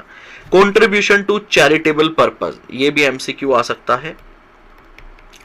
कंट्रीब्यूशन टू चैरिटेबल पर्पस आप कर सकते हो, लेकिन maximum 10%। According to section 34 a registered society में with the sanction of the registrar, यहाँ पे सारी सेंशन रजिस्ट्रार की लगेगी, contribute an amount not exceeding 10% of the net profit remaining after the compulsory transfer to reserve fund. जब भी हमने ऊपर रिजर्व फंड में ट्रांसफर किया था ना, उसको ट्रांसफर करने के बाद आप कर सकते हो for any charitable purpose as defined in section 2 of the charitable endowments act 1890। तो आपको यहाँ पे क्या याद रखना है, आपको ये याद रखना है कि भैया चैरिटेबल पर्पस पे आप पैसा लगा सकते हो maximum 10%, not exceeding 10% of the net profit remaining after the compulsory transfer to the reserve fund. ये भी बड़ा सिंपल था, तो यहां लिख लो मैक्स 10%, ठीक है, आफ्टर रिजर्व, ठीक है। उसके बाद आता है investment of reserve fund outside the business और यूटिलाइजेशन एज वर्किंग कैपिटल। देखो यहाँ पे दो बातें अलग अलग हैं। ये फंड के इन्वेस्टमेंट की बात हो रही थी 7th पॉइंट में, जो कोऑपरेटिव सोसाइटी के पास पैसा है, ये 7th पॉइंट उस पैसे को इन्वेस्ट करने की बात करा था। अब आपने क्या बोला, जो प्रॉफिट है उसका एक परसेंटेज हम कहाँ डालेंगे, रिजर्व में डालेंगे। ये कौन सा पॉइंट है बेटा, 10th, investment of reserve fund outside the business और यूटिलाइजेशन एज वर्किंग कैपिटल। भाई हम रिजर्व किस लिए बनाते हैं, जनरल रिजर्व किस लिए बनाते हैं, ताकि हम उसे यूज कर सकें as and when we need in the business, या बिजनेस को बढ़ाने के लिए। ये कह रहा है कि आप उसे इन्वेस्ट करना चाहते हो आउटसाइड द बिजनेस और utilization as a working capital, तो ये डिफरेंट है, ये रिजर्व की बात कर रहा है। तो क्या कहता है देखिएगा, some of the state act provide that a society may use the reserve fund in the business of a society as working capital, आप एज ए वर्किंग कैपिटल में यूज कर सकते हो। May invest as per the provision of the act, अब वो provision आपको याद करने की जरूरत नहीं है। May be use for some public purpose likely to promote the object of the society. तो ये 3 आपको यहाँ पे भी लर्न करने हैं। हालांकि इसमें कुछ भी एक्सप्लेन नहीं किया आपके लिए, मतलब आपको बहुत ही अधूरी इंफॉर्मेशन है कि आप as a working capital use कर सकते हो, इन्वेस्ट कर सकते हो as per provision of the act, may be use for some public purpose likely to promote the object of the society. तो ये पैसा अलग है, ये रिजर्व फंड को इन्वेस्ट करने की बात हुई थी। ऊपर वाला पैसा जो कोऑपरेटिव सोसाइटी के पास जो पैसा था उसको इन्वेस्ट करने की बात हो रही थी। अब बात आता है contribution to education fund. Some of the state act provide that every society shall contribute annually toward the education fund of the state federal society as the appropriate rate as per the class of the society. Contribution to education fund is a charge on profit and not an appropriation, क्योंकि ये mandatory रहेगा। कुछ state कहेंगे कि भैया आपको देना पड़ेगा, तो ये चार्ज रहेगा, ना कि एप्रोप्रिएशन रहेगा। Appropriation of profit must be approved by the central body of the society, which is the supreme authority in the cooperative society, cooperative management. तो यहाँ पे एक तरह से लर्न करने के लिए कुछ है ही नहीं, यहाँ पे बस आपको एक ही पॉइंट याद रखना है, कंट्रीब्यूशन टू एजुकेशन फंड में क्या आएगा, एप्रोप्रिएट रेट, बस as per class of society, बस ये याद रखना, ठीक है। कितना क्या है वो आपको याद नहीं रखना है। तो देखो लर्न वाला पॉइंट कहाँ कहाँ पे है, जो जहां पे आपको लर्न करना है। मैं एक बार 11 पॉइंट हो गए, अब एक बार फटाफट इनका रिवीजन करते हैं। पहला क्वालिफिकेशन ऑफ ऑडिटर। अब आप है ना मेरे साथ धीरे धीरे बोलना स्टार्ट करना, मैं या तो चुप हो जाऊंगा, आप मेरे साथ साथ रिवाइज करना इसको। सबसे पहले याद करो वो 3 पॉइंट क्वालिफिकेशन ऑफ ऑडिटर के, आराम से सोचो, मैं बोलूँ आपके साथ, CA, ठीक है, diploma in cooperative society accounts, तीसरा सर्व किया है आपने as an auditor in cooperative department of a government. आराम से बोल लो, कोई बात नहीं, 5 सेकंड और रुक जाता हूं मैं। क्वालिफिकेशन ऑफ ऑडिटर बताओ,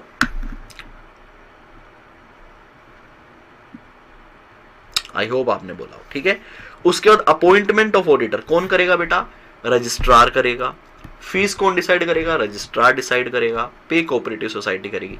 रिपोर्ट किन किन को देंगे, एक रजिस्ट्रार को जाएगी, एक कोऑपरेटिव को जाएगी। आई होप सिंपल था। Books of account, sir books of account prescribe करेगा, रूल्स प्रेस्क्राइब करेगा स्टेट। महाराष्ट्र में इसने बता दिया receipt and payment, receipt and expenditure, sales and purchase, asset and liability. उसके अलावा आपको ज्यादा बुक्स ऑफ अकाउंट मेंटेन करना पड़ सकता है ट्रू एंड फेयर व्यू के लिए। बड़ी सोसाइटीज में और भी कुछ आप अकाउंट्स मेंटेन कर सकते हो। यहाँ पे आप कंपनीज को दिमाग में रख के अपना आंसर डाल देना। फिर आता था restriction on share holding. Registered society के मेंबर्स के लिए रिस्ट्रिक्शन है। क्या रिस्ट्रिक्शन है कि भैया आप maximum 20% of total number of share और द वैल्यू क्या थी शेयर होल्डिंग की 1000, जो मैक्सिमम वो आप होल्ड कर सकते हो, ठीक है। रिस्ट्रिक्शन ऑन लोन, एक रजिस्टर्ड सोसाइटी सिर्फ अपने मेंबर को लोन दे सकती है, वो एक दूसरी रजिस्टर्ड सोसाइटी को भी लोन दे सकती है, उसके लिए आपको स्पेशल सैंक्शन लेना पड़ेगा रजिस्ट्रार से।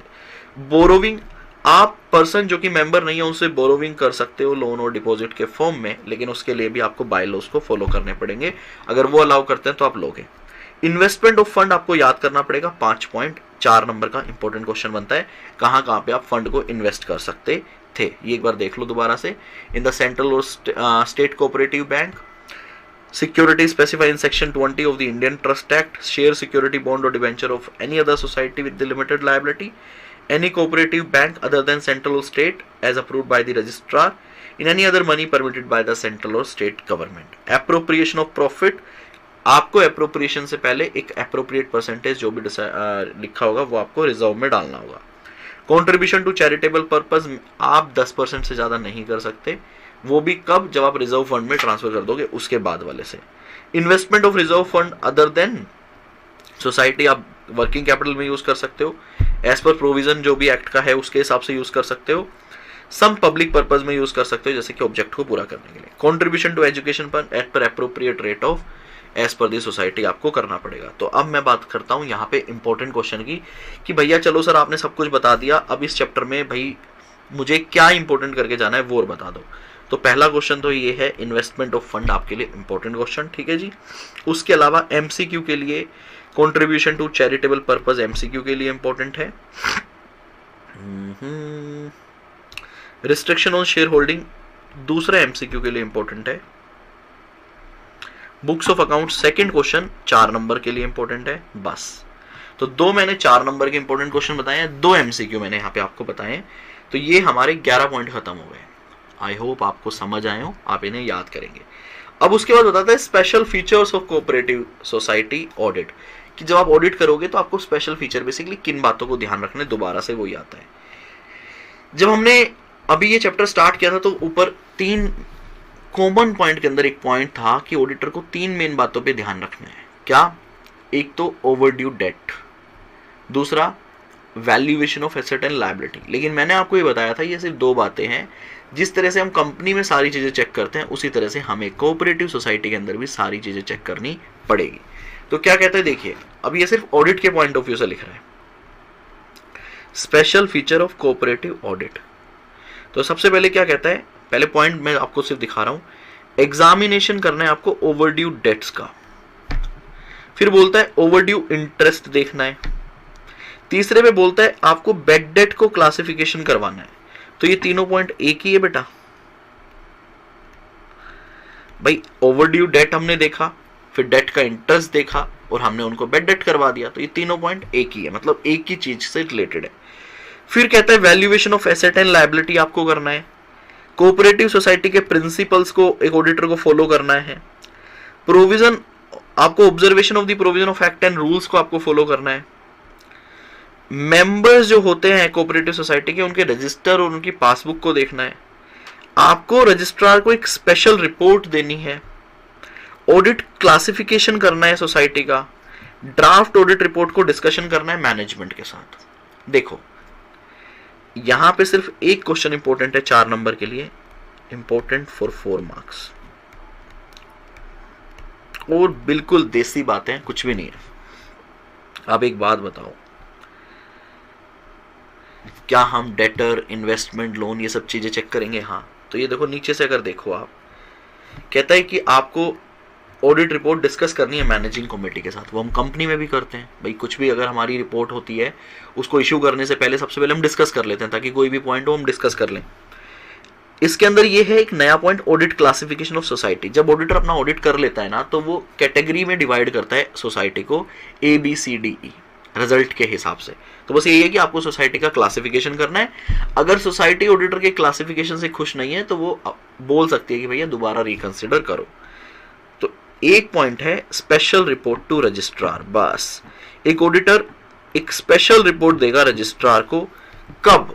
ये इंपॉर्टेंट पॉइंट है, ये 4 नंबर का है, सबसे पहले इसे ही निपटा लेते हैं, बाकी पॉइंट आप चाहो तो स्किप कर देना एक बार रीड करके। तो 3 में आपको 4 नंबर के क्वेश्चन बता चुका हूं, 2-3 MCQ बता चुका हूं। देखिएगा, special report to registrar during the course of audit, कब?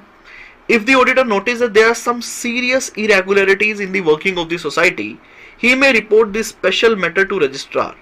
The registrar on receipt of such special report may take necessary action against the society. In the following cases, for instances, a special report may become necessary. ये सिर्फ examples दे रहा है कि इन cases में एक special report दी जा सकती है. कब कब बेटा बताओ. सोसाइटी का काम होता है एक ग्रुप के लिए काम करना, लेकिन आप ग्रुप के लिए ना काम करके क्या कर रहे हो, पर्सनल प्रॉफिट बना रहे हो. अगर कोई मेंबर पर्सनल प्रॉफिट बना रहा है तो आप एक रिपोर्ट दे सकते हो रजिस्ट्रार को. दूसरा, आप कोई फ्रॉड डिटेक्ट करते हो तो आप एक रिपोर्ट दे सकते हो सोसाइटी को. तीसरा, अगर आपको लगता है यार मिसमैनेजमेंट है तो आप एक रिपोर्ट दे सकते हो सोसाइटी को. चौथा, अगर एडवांसेस वगैरह सही तरीके से इंटरेस्ट नहीं है, अगर आपने नेग्लिजेंस किया हुआ है, आपने लोन दिया हुआ है, टर्म्स को सही से नहीं देखा, बाकी चीजें इग्नोर कर दी मैनेजमेंट ने, तो आप एक अपनी रिपोर्ट दे सकते हो. तो ये 4 पॉइंट आपको लर्न करने हैं. लिख लो भैया. क्या कहता है, personal profit by member of managing committee in transaction of the society which are ultimately detrimental to the interest of the society. दूसरा क्या कहता है, detection of fraud relating to expenses purchase property and stores. किसी भी तरह का हो सकता है ये, यहाँ पे सिर्फ एग्जाम्पल नहीं है. Specific example of mismanagement, decision of management against cooperative society principles. In the case of urban cooperative banks, भाई अर्बन कोऑपरेटिव बैंक जो मतलब लोन देते हैं अपने मेंबर्स को. Disproportionate advances to vested interest group, जहां पे वेस्टेड इंटरेस्ट आप उनको एडवांस दे रहे हो, such as relative of management and deliberate negligence about the recovery thereof. Cases of reckless advancing where the management is negligent about taking adequate security and proper safeguard for judging the credit worthiness of the party. आपके members हैं, relative हैं, आपने उनके without credit worthiness देखे हुए उनको आपने loan दे दिया, रिकवरी के लिए कुछ आप नहीं कर रहे हो. ऐसे केसेस में ऑडिटर एक स्पेशल रिपोर्ट दे सकता है रजिस्ट्रार को. तो special report to registrar. 4 number के लिए important question, personal profit, detection of fraud, mismanagement. एक एग्जांपल लिया यहाँ पे, अर्बन कोऑपरेटिव सोसाइटी बैंक्स जो होते हैं उन्होंने एडवांस दे दिया बाय नेग्लिजेंस और टू द रिलेटेड पार्टीज, तो उस पर आपको एक पॉइंट लिखना है. अब बाकी पॉइंट अब जनरल है, फटाफट से रीड कर लीजिए. अब एमसीक्यू के क्वेश्चन में इंपॉर्टेंट बताता हुआ चलूंगा. सबसे पहले एग्जामिनेशन ऑफ ओवरड्यू डेट्स. जिस तरह से हम कंपनीज के अंदर 0 to 6 months, 6 to 1, 1 to 3 और ग्रेटर देन 3 years का वर्किंग करते हैं फॉर डेटर, उसी तरह से कोऑपरेटिव सोसाइटी में from 6 months to 5 year and more than 5 year का डेटर देखा जाता है. तो ये एमसीक्यू में आ सकता है, मुझे लगता आएगा वैसे, लेकिन बनता है तो मैं इसलिए आपको बता रहा हूं. बस एक ही पॉइंट याद रखना है, from 6 months to 5 year and more than 5 year आपको डेटर की वर्किंग करनी है. Examination of overdue debts.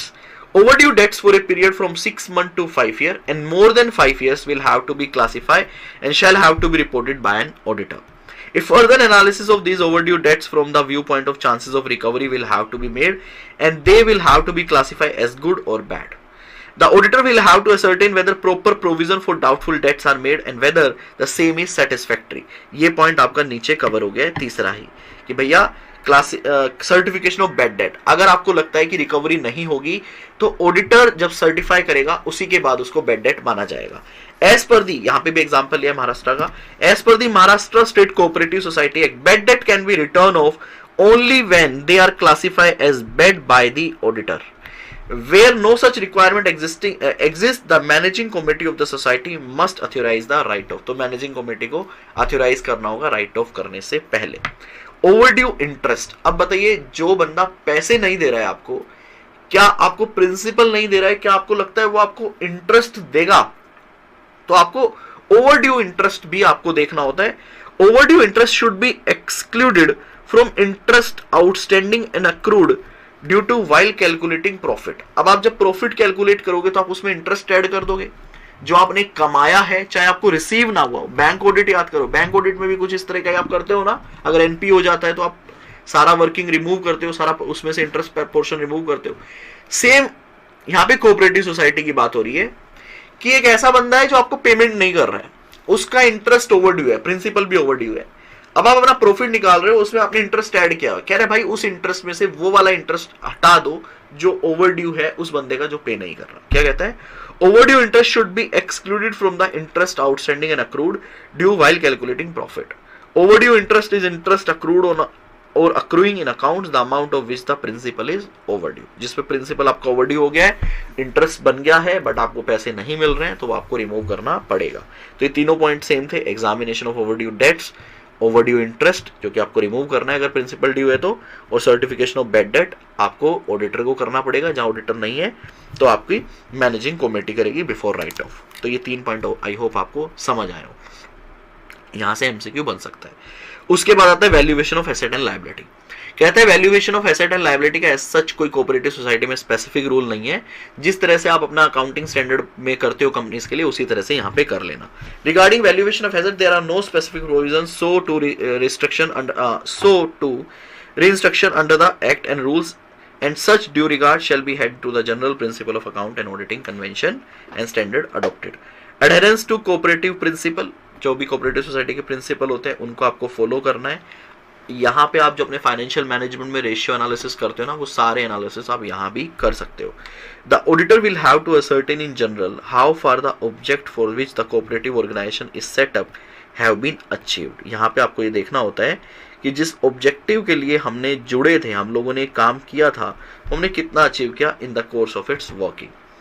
Consider from the view point of social benefit, it may B looked that into that how far the sales could be affected at a lower price। आपको ये देखना होगा कि क्या हमने sales को lower price पे किया है क्या। For the achievement of these activities, कह रहे ये सब देखने के लिए, ये सब चीजें चेक करने के लिए कोस्ट अकाउंटिंग मेथड्स जो आप कोस्ट एफए में पढ़ते हो ना, store controls method, technique of standard costing, budgetary control should be adopted. While auditing the expense, the auditor should see that they are economically incurred and there is no wastage of fund। Government audit के अंदर भी आपने एक propriety audit पढ़ा था ना, same उसी तरह से आपको यहाँ पे भी देखना है जो खर्चा किया गया है वो वेस्ट ना हो। The principle of आ ही गया, the principle of propriety audit should be followed for the purpose। आपको प्रोप्राइटी ऑडिट का प्रिंसिपल यहाँ भी फॉलो करना होगा। एक ये वाला अडेरेंस टू कोऑपरेटिव प्रिंसिपल ना मुझे लगता है इंपॉर्टेंट है, आपके पेपर में आ सकता है। इसमें 3 बातें हैं, एक आपको ऑब्जेक्ट के ऊपर एक लाइन लिखनी है कि आपने अचीव किया है नहीं किया, फिर इसको लिंक करते हुए आपने बताया कि सेल्स को अंडर प्राइस किया है नहीं किया, फिर ये बताता है इन चीज़ों को आप कैसे कैसे चेक कर सकते हो। तो यहाँ आप अपने सारे प्रोसीजर डाल दो, ठीक है, और एक प्रोप्राइटी ऑडिट से लिंक कर देना। Observation of the provision of the act and rules, सारे एक्ट एंड रूल्स को आपको फॉलो करना है जितने भी रूल्स हैं। An auditor of A cooperative society is required two point out the infringement with the provision of cooperative society act and rules and by law. आप break भी लिख सकते हो सिंपल वर्ड के लिए, अगर कोई भी प्रोविजन के अंदर ब्रेक है, फॉलो नहीं हुआ है तो आपको बताना पड़ेगा। The financial implication of such infringement should be properly assessed bye the auditor and they should be reported, आपको रिपोर्ट करना पड़ेगा। Verification of member register and examination of their passbook, member register आपको चेक करने चाहिए, जो भी cooperative society के member हैं उनकी पासबुक भी आपको देखनी चाहिए। उससे आपको ये पता चलेगा कि अगर किसी मेंबर को कोई लोन दिया हुआ है तो उसकी सही से रिकवरी हो रही है क्या, प्रिंसिपल एंड इंटरेस्ट टाइमली आ रहा है क्या।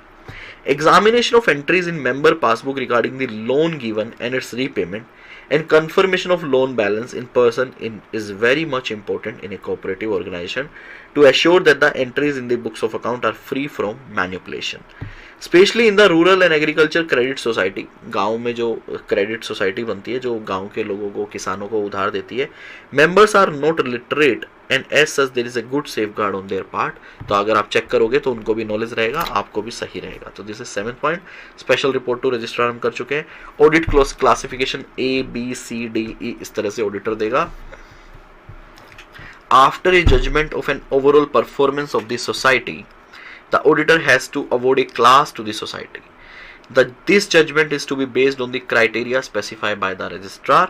It may be noted here that if the management of society is not satisfied about the award of audit class, it can make an appeal to the registrar and the registrar may direct to review the audit classification।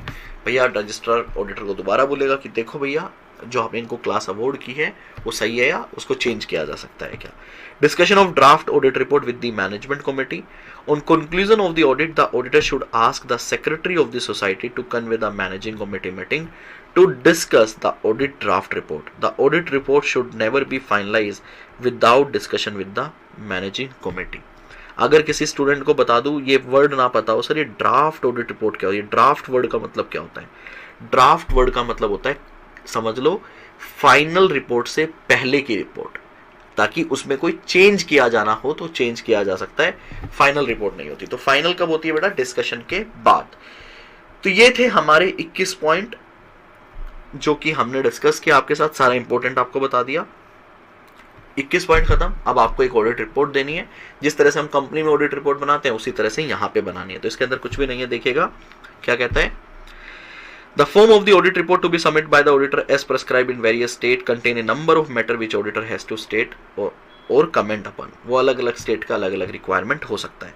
On completion of audit, the auditor has to submit his report to the society and copies thereof to the respective authority such as district special auditor, district deputy registrar। ये भी अलग अलग state के अलग अलग requirement हो सकती है।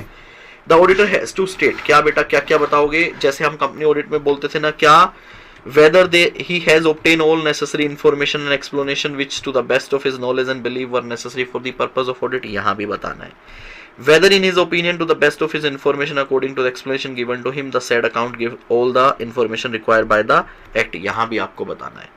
whether the profit and loss account of the society give a true and fair view of the profit and loss made by the society, यहाँ भी आपको बताना है। whether the balance sheet set up at the end of the year give a true and fair view of the state of affair of the society, यहाँ भी आपको बताना है। whether in his opinion proper books of account are required by the act, rules and bylaws of the society have been properly maintained, यहाँ भी आपको बताना है। whether the balance sheet, profit and loss account examined by him are in agreement with the books of account and returns of shared by the society, return shared by the society कर लेना।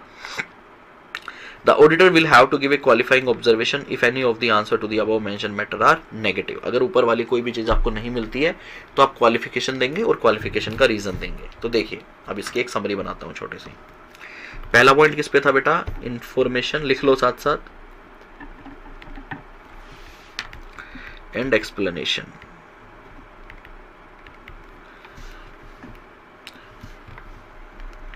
उसके बाद whether his opinion and to the best of his information according to the explanation given to him the said accounts give all the information required by the act।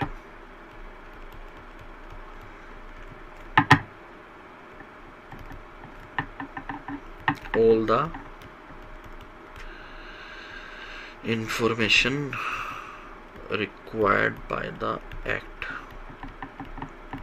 तीसरा P&L का true and fair, balance sheet का true and fair, proper books of account as required by the rules, books of account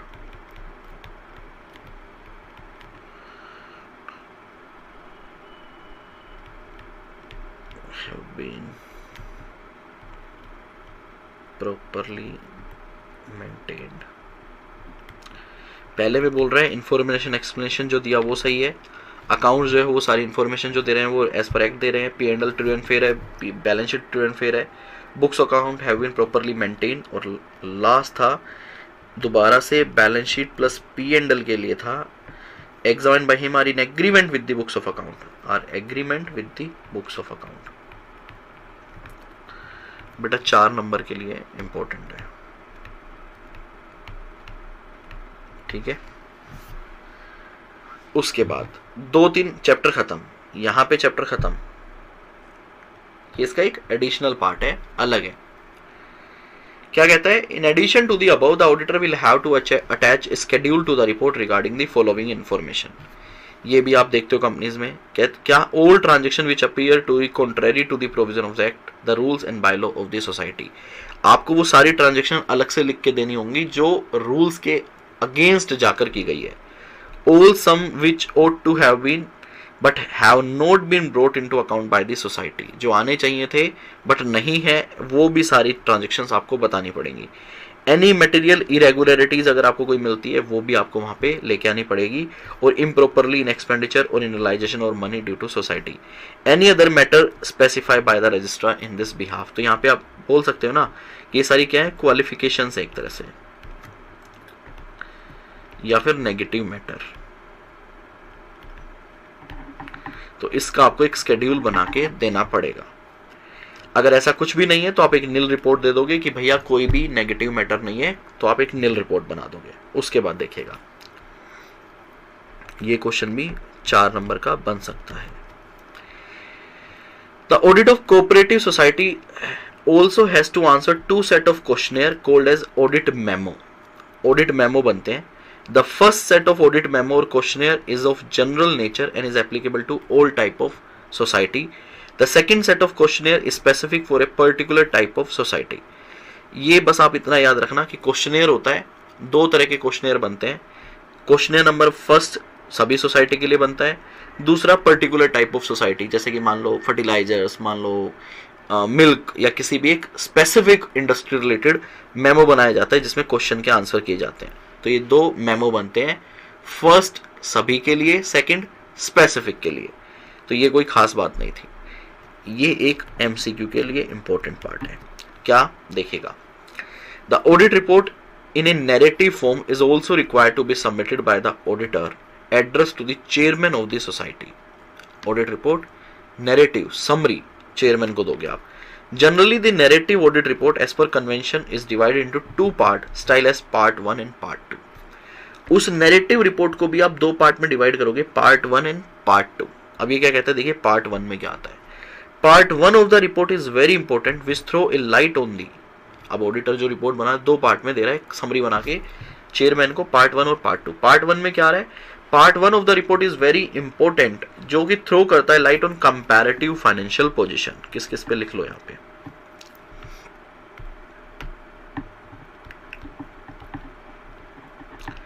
comparative financial position, ठीक है. Capital structure,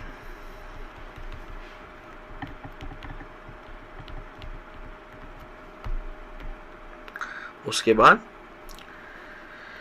सोल्वेंसी position, ठीक है. उसके बाद profitability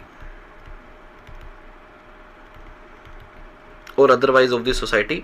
it may comment on the working of the society, कि society कैसे काम कर रही है.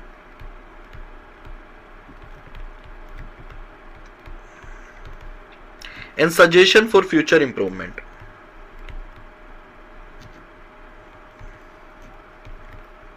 Mistakes having an impact on the profitability of society should be pointed out in part 1. तो profitability है ना, अगर mistakes है यहाँ पे तो वो भी यहीं आएगी. Mistakes on profitability अगर है तो ये बोल रहा है should be in point 1, मतलब आप point 2 में ना लेके जाए. उसके बाद part 2. Part 2 of the report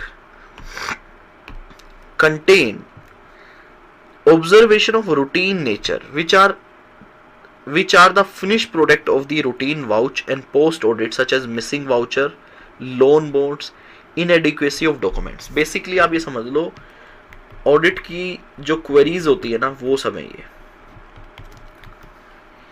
आपको ऑडिट क्वेरी है, आपको कोई वाउचर मिसिंग मिला वो पार्ट 2 में डाल दो, आपको कोई लोन बोर्ड नहीं मिला पार्ट 2 में डाल दो, आपको कोई डॉक्यूमेंट इनएडिक्वेट मिला पार्ट 2 में डाल दो, वाउचिंग या वेरिफिकेशन से रिलेटेड आपकी कोई क्वेरी है पार्ट 2 में डाल दो.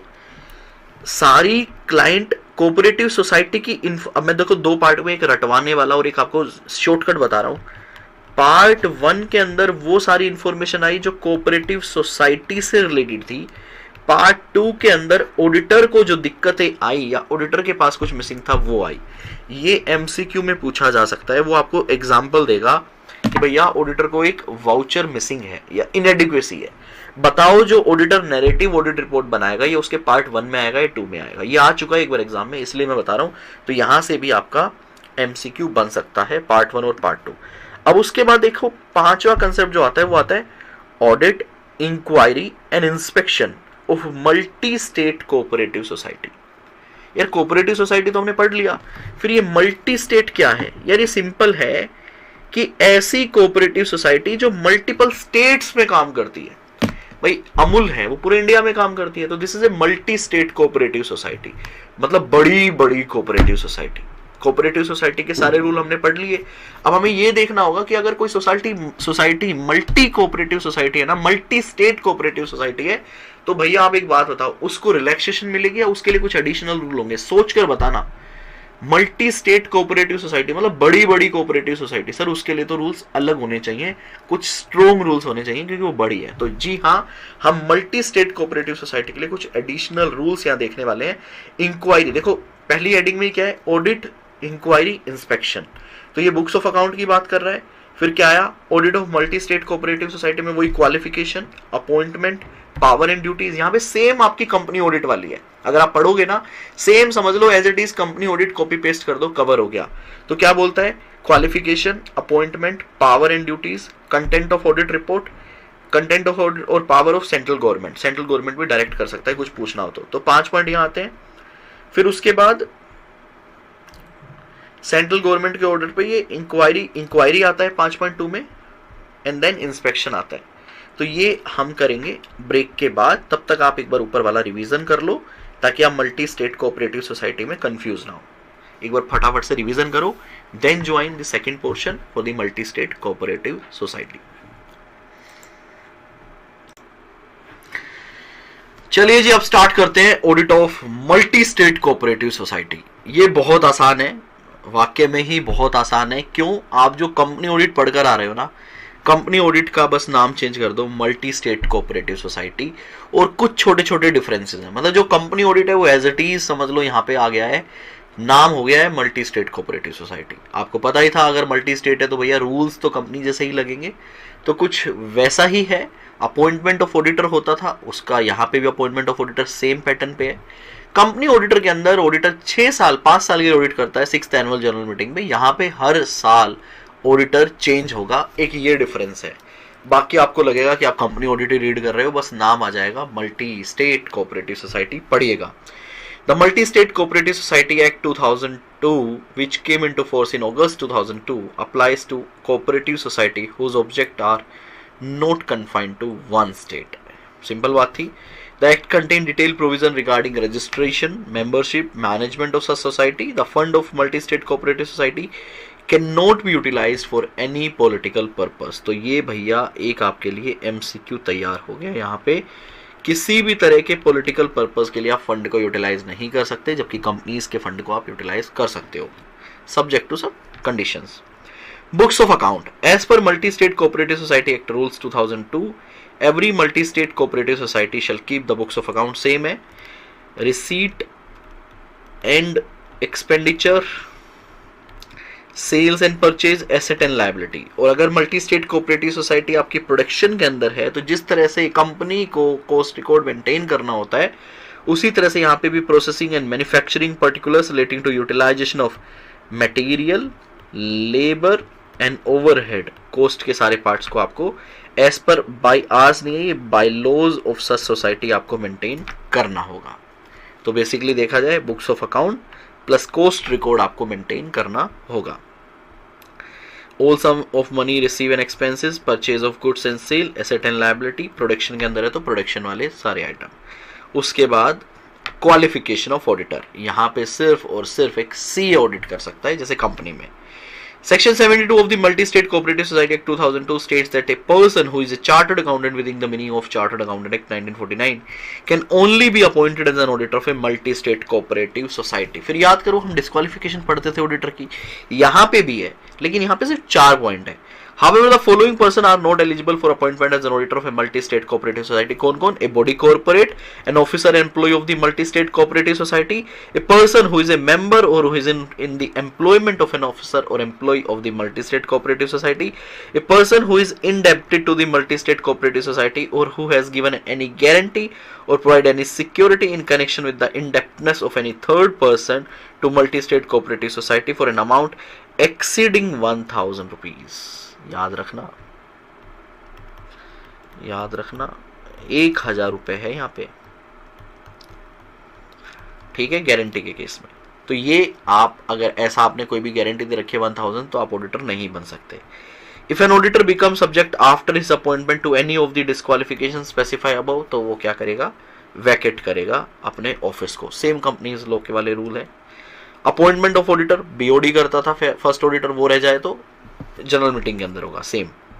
Section 70 of the Multi-State Cooperative Society Act 2002 provides that the first auditor of multi-state cooperative society shall be appointed by the board within 1 month of the date of registration of such society, and the auditor or auditors appointed shall hold office until the conclusion of the first annual general meeting. If the board fails to exercise its power under this subsection, The multi-state cooperative society in the general meeting may appoint the first auditor or auditor, मतलब members, ठीक है.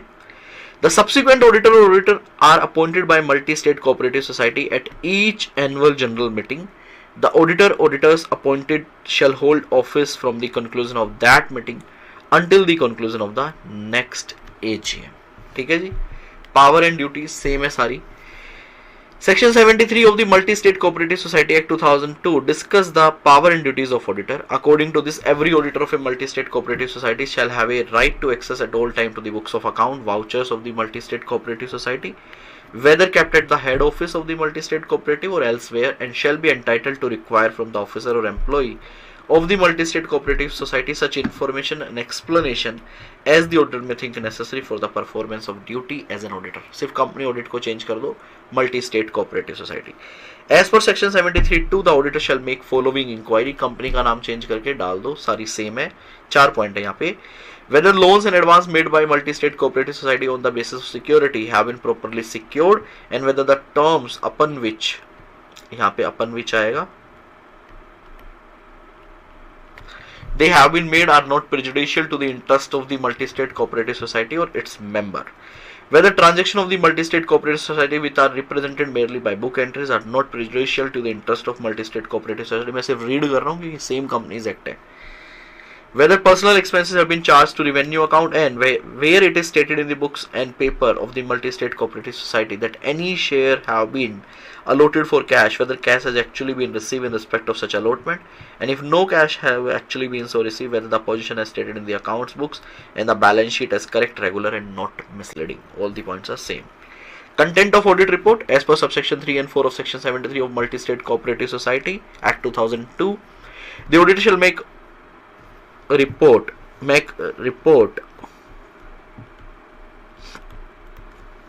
to the members of multi-state cooperative society, and the report shall state whether in his opinion and to the best of his information and according to the explanation given to him, the said accounts given the information required by this act in the manner so required and give a true and fair view. क्या? In the case of balance sheet, the state of multi-state cooperative affairs at the end of its financial year balance sheet.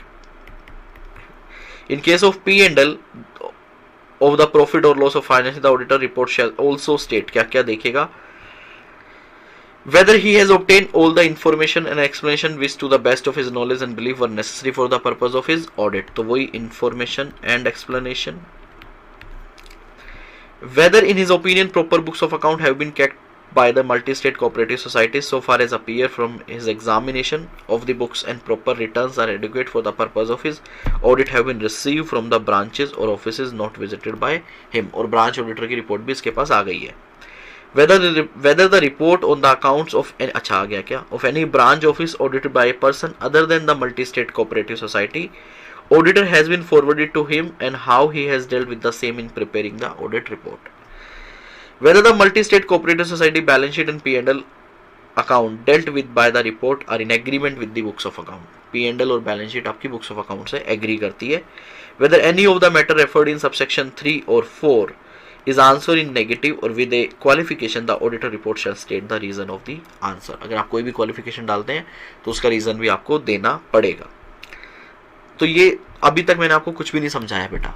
क्यों? क्योंकि सारा companies act का ditto copy paste था.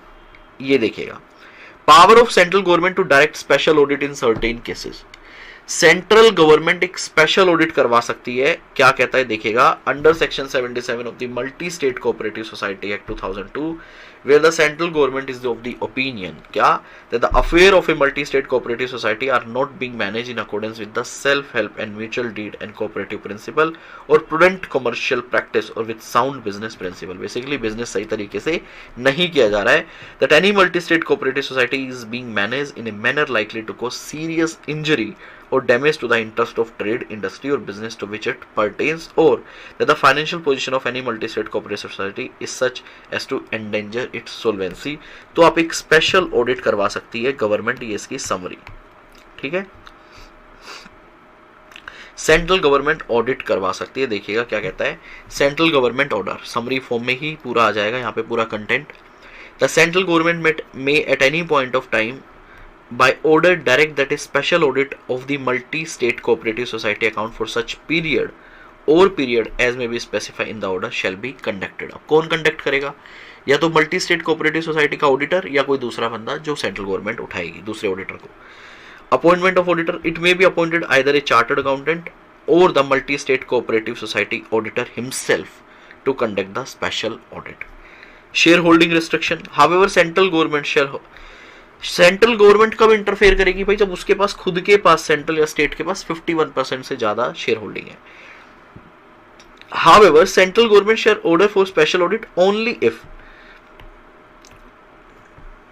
MCQ के लिए important है, only if that government और the state government either by itself और बोथ, दोनों मिलाकर, होल्ड 51% और more of the paid up share capital in such cooperative society, otherwise government interfere नहीं करेगी। Special auditor power and duty same है बेटा, ये जो ऑडिटर स्पेशल ऑडिट करेगा उस पर जो नॉर्मल ऑडिटर के पावर होती है वो इसके पास भी रहेगी। Action by the central government, central government क्या करेगी? जो अब स्पेशल ऑडिट रिपोर्ट आएगी उस पर अपने कमेंट देकर कोऑपरेटिव सोसाइटी को, मल्टी स्टेट कोऑपरेटिव सोसाइटी को देगी।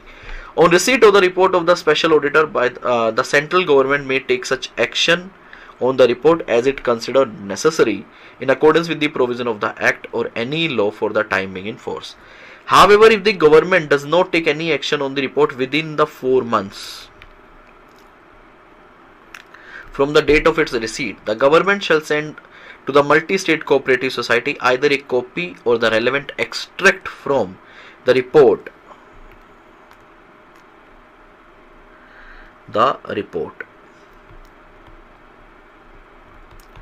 With its comment thereon and require the multi-state cooperative society either to circulate the copy of those extract to the members or have such copy or extract read before the multi-state cooperative society at its annual general meeting. Government क्या करेगी? 4 महीने तक अगर उसने कोई भी comment नहीं दिया, उस रिपोर्ट का एक्सट्रैक्ट या वो रिपोर्ट भेज देगी मल्टी स्टेट कोऑपरेटिव सोसाइटी को। मल्टी स्टेट कोऑपरेटिव सोसाइटी वो रिपोर्ट अपने मेंबर्स को दे देगी या उस रिपोर्ट के एक्सट्रैक्ट्स को मीटिंग में रीड कर देगी।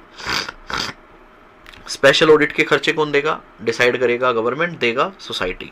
The expenses of and incidental to any special audit under this section, ठीक है, that is remuneration of auditor shall be determined by the central government within determination shall be final and paid by the multi state cooperative society. Pay society करेगी।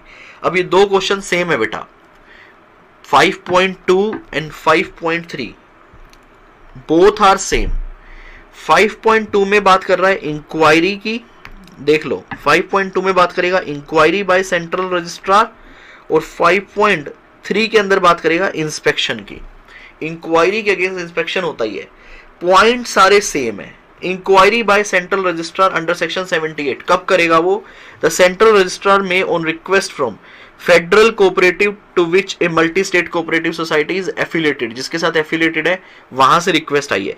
एक creditor ने बोला है और note less than 1/3 of the member of the board के 1/3 member ने बोला है इंक्वायरी करने के लिए, या फिर note less than 1/5 of the total number of member of the multi state cooperative, total number of member जितने भी हैं उनके 1/5 ने बोला है इंक्वायरी करने के लिए। इंस्पेक्शन के लिए भी सेम है। Inspection of multi-state cooperative society under section 79, federal cooperative to which a multi-state cooperative society is affiliated or a creditor, not less than 1/3 of the member of the board, not less than 1/5 of the total number of member of a multi-state cooperative society. सारे point same है। How? Hold an inquiry or direct some person authorized by him by order in writing in this behalf to hold an inquiry into the constitutions, working and financial condition of a multi-state cooperative society. Inspection पढ़ लो। How? By general or special order in writing in his behalf, inspect, direct any person authorized by him by order in writing in this behalf to make an inspection into the constitution, working and financial condition of a multi-state cooperative society. बस inquiry word को change कर देना है, क्या? Inspection. उसके बाद क्या आता है? अपॉर्चुनिटी ऑफ बीइंग हर्ड, जो कि हम हर केस में देते हैं। However, before holding such inquiry, 15 days notice must be given to the multi-state cooperative society. Opportunity of being held. No inspection shall be made unless a notice of not less than 15 days has been given to the multi-state cooperative societies. Power given. The central registrar or the person authorized by him shall have the following powers, namely, he shall at all reasonable time have free access to the books of account. Inquiry के लिए अगर आपको कोई भी चीज देखनी हो तो आप फ्री एक्सेस कर सकते हो। Document security cash and other properties belonging to or in the custody of multi-state cooperative society and may summon any person in possession of responsible for the custody of any such books, account, document, security, cash or other property to produce the same at any place specified by him. He may, notwithstanding any by law, specify the period of notice for a general meeting of the multi-state cooperative society, require the officer of the society to call a general meeting of the society by giving a notice of not less than 7 days. Meeting बुला सकता है at such time and place at headquarters of the society to consider such matter as may be directed to him. Meeting बुला के उसमें discuss करने के लिए। And where officer of society refuse or fail to call such meeting he shall have power to call himself, तो वो खुद से ही मीटिंग बुला सकता है। तीसरा point, he may summon any person who is reasonably believed by him to have any knowledge of the affairs of the multi-state cooperative society to appear before him at any place at the headquarter of the society or any branch thereof and may examine such person on oath। करवा सकता है। Inspection में तीसरा point छोड़ दो, बाकी दोनों point आपके सेम है, ठीक है।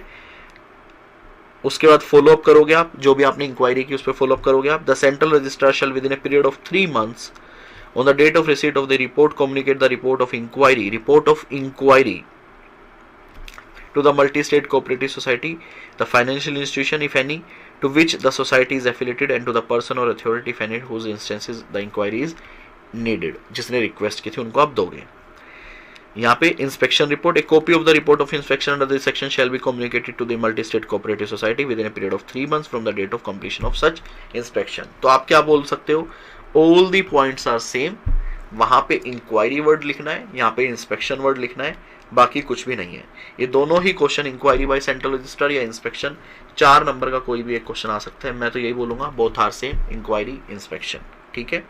उसके अलावा ऊपर कुछ इंपॉर्टेंट था क्या, वो मैं आपको बता देता हूँ। सेंट्रल गवर्नमेंट स्पेशल ऑडिट करवा सकती है, एमसीक्यू में आ सकता है। उसके लिए 51% शेयर होल्डिंग सेंट्रल स्टेट दोनों के पास होनी चाहिए, ठीक है। और उसके बाद ये 4 months भी याद रखना एमसीक्यू में इन केस आना हो तो। बस यार बाकी तो सारे कंपनी ऑडिट वाले पॉइंट थे, तो मुझे लगता है कंपनी ऑडिट से पूछेगा rather than multi state cooperative society. तो ये था एक बहुत छोटा सा चैप्टर आपका, cooperative society and multi state cooperative society. Bye bye guys, take care, keep enjoying audit. चलिए जी, आ जाइए, अब आप लोगों का वापस से स्वागत है। आई होप आपको ये चैप्टर अच्छे से समझ आया हो। डिफरेंट टाइप ऑफ एंटिटी में आपको थोड़ा सा कॉन्फिडेंस मिले। 8 क्वेश्चन हमने ऑलरेडी डिस्कस कर लिए हैं। अब काफ़ी स्टूडेंट चाह रहे हैं कि सर बाकी चैप्टर का भी इंपॉर्टेंट बता दो, वो मैं ज़रूर बताऊंगा। एक चीज़ ध्यान से सुनिएगा, इस लेक्चर को मैं यहीं पे क्लोज कर रहा हूँ ताकि बाद वाले बच्चे जो भी इसको फ्यूचर में देखेंगे उनके लिए किसी भी तरह का कोई डिस्टर्बेंस ना हो। अभी इंस्टेंट में 2 मिनट में वापस से लाइव आ रहा हूँ आपको बाकी चैप्टर का इंपॉर्टेंट बताने के लिए। एक ही आपसे रिक्वेस्ट है जो हमेशा रहती है, जब इस वीडियो को मैं क्लोज कर दूं, बंद कर दूं, इस लाइव चैट के अलावा आप कोई भी अपनी एक दिल की बात जो भी आप मेरे तक पहुंचाना चाहते हैं, जो भी आप बोलना चाहते हैं, वो कमेंट सेक्शन में जरूर लिखिएगा। चाहे आप एक ही वर्ड लिखें एंजॉय ऑडिट विद कपिल, या जो भी आपके दिल के अंदर बात हो वो जरूर लिखिएगा। और फिर मैं सारी एक हम अलग से डिस्कशन कर लेंगे, जो भी आपके दिल में बातें आ रही हैं वो सारी मैं आपकी ले लूँगा। इस सेशन को यहीं पर ही क्लोज करते हैं। फिर से बोलना चाहूँगा, इस वीडियो को अपने दोस्तों के साथ ज़रूर शेयर कीजिएगा जिनका भी एग्ज़ाम है, हो सकता है उनकी मदद हो जाए। और चैनल आई होप आप सबने सब्सक्राइब कर ही रखा होगा, लेकिन नहीं कर रखा है तो ज़रूर सब्सक्राइब कर लीजिएगा। वीडियो को भी लाइक कर देना। आपको लग रहा होगा सर क्या बोल रहे हो आप ये। Bye guys, take care, keep enjoying audit with Kapil. जय हिंद दोस्तों।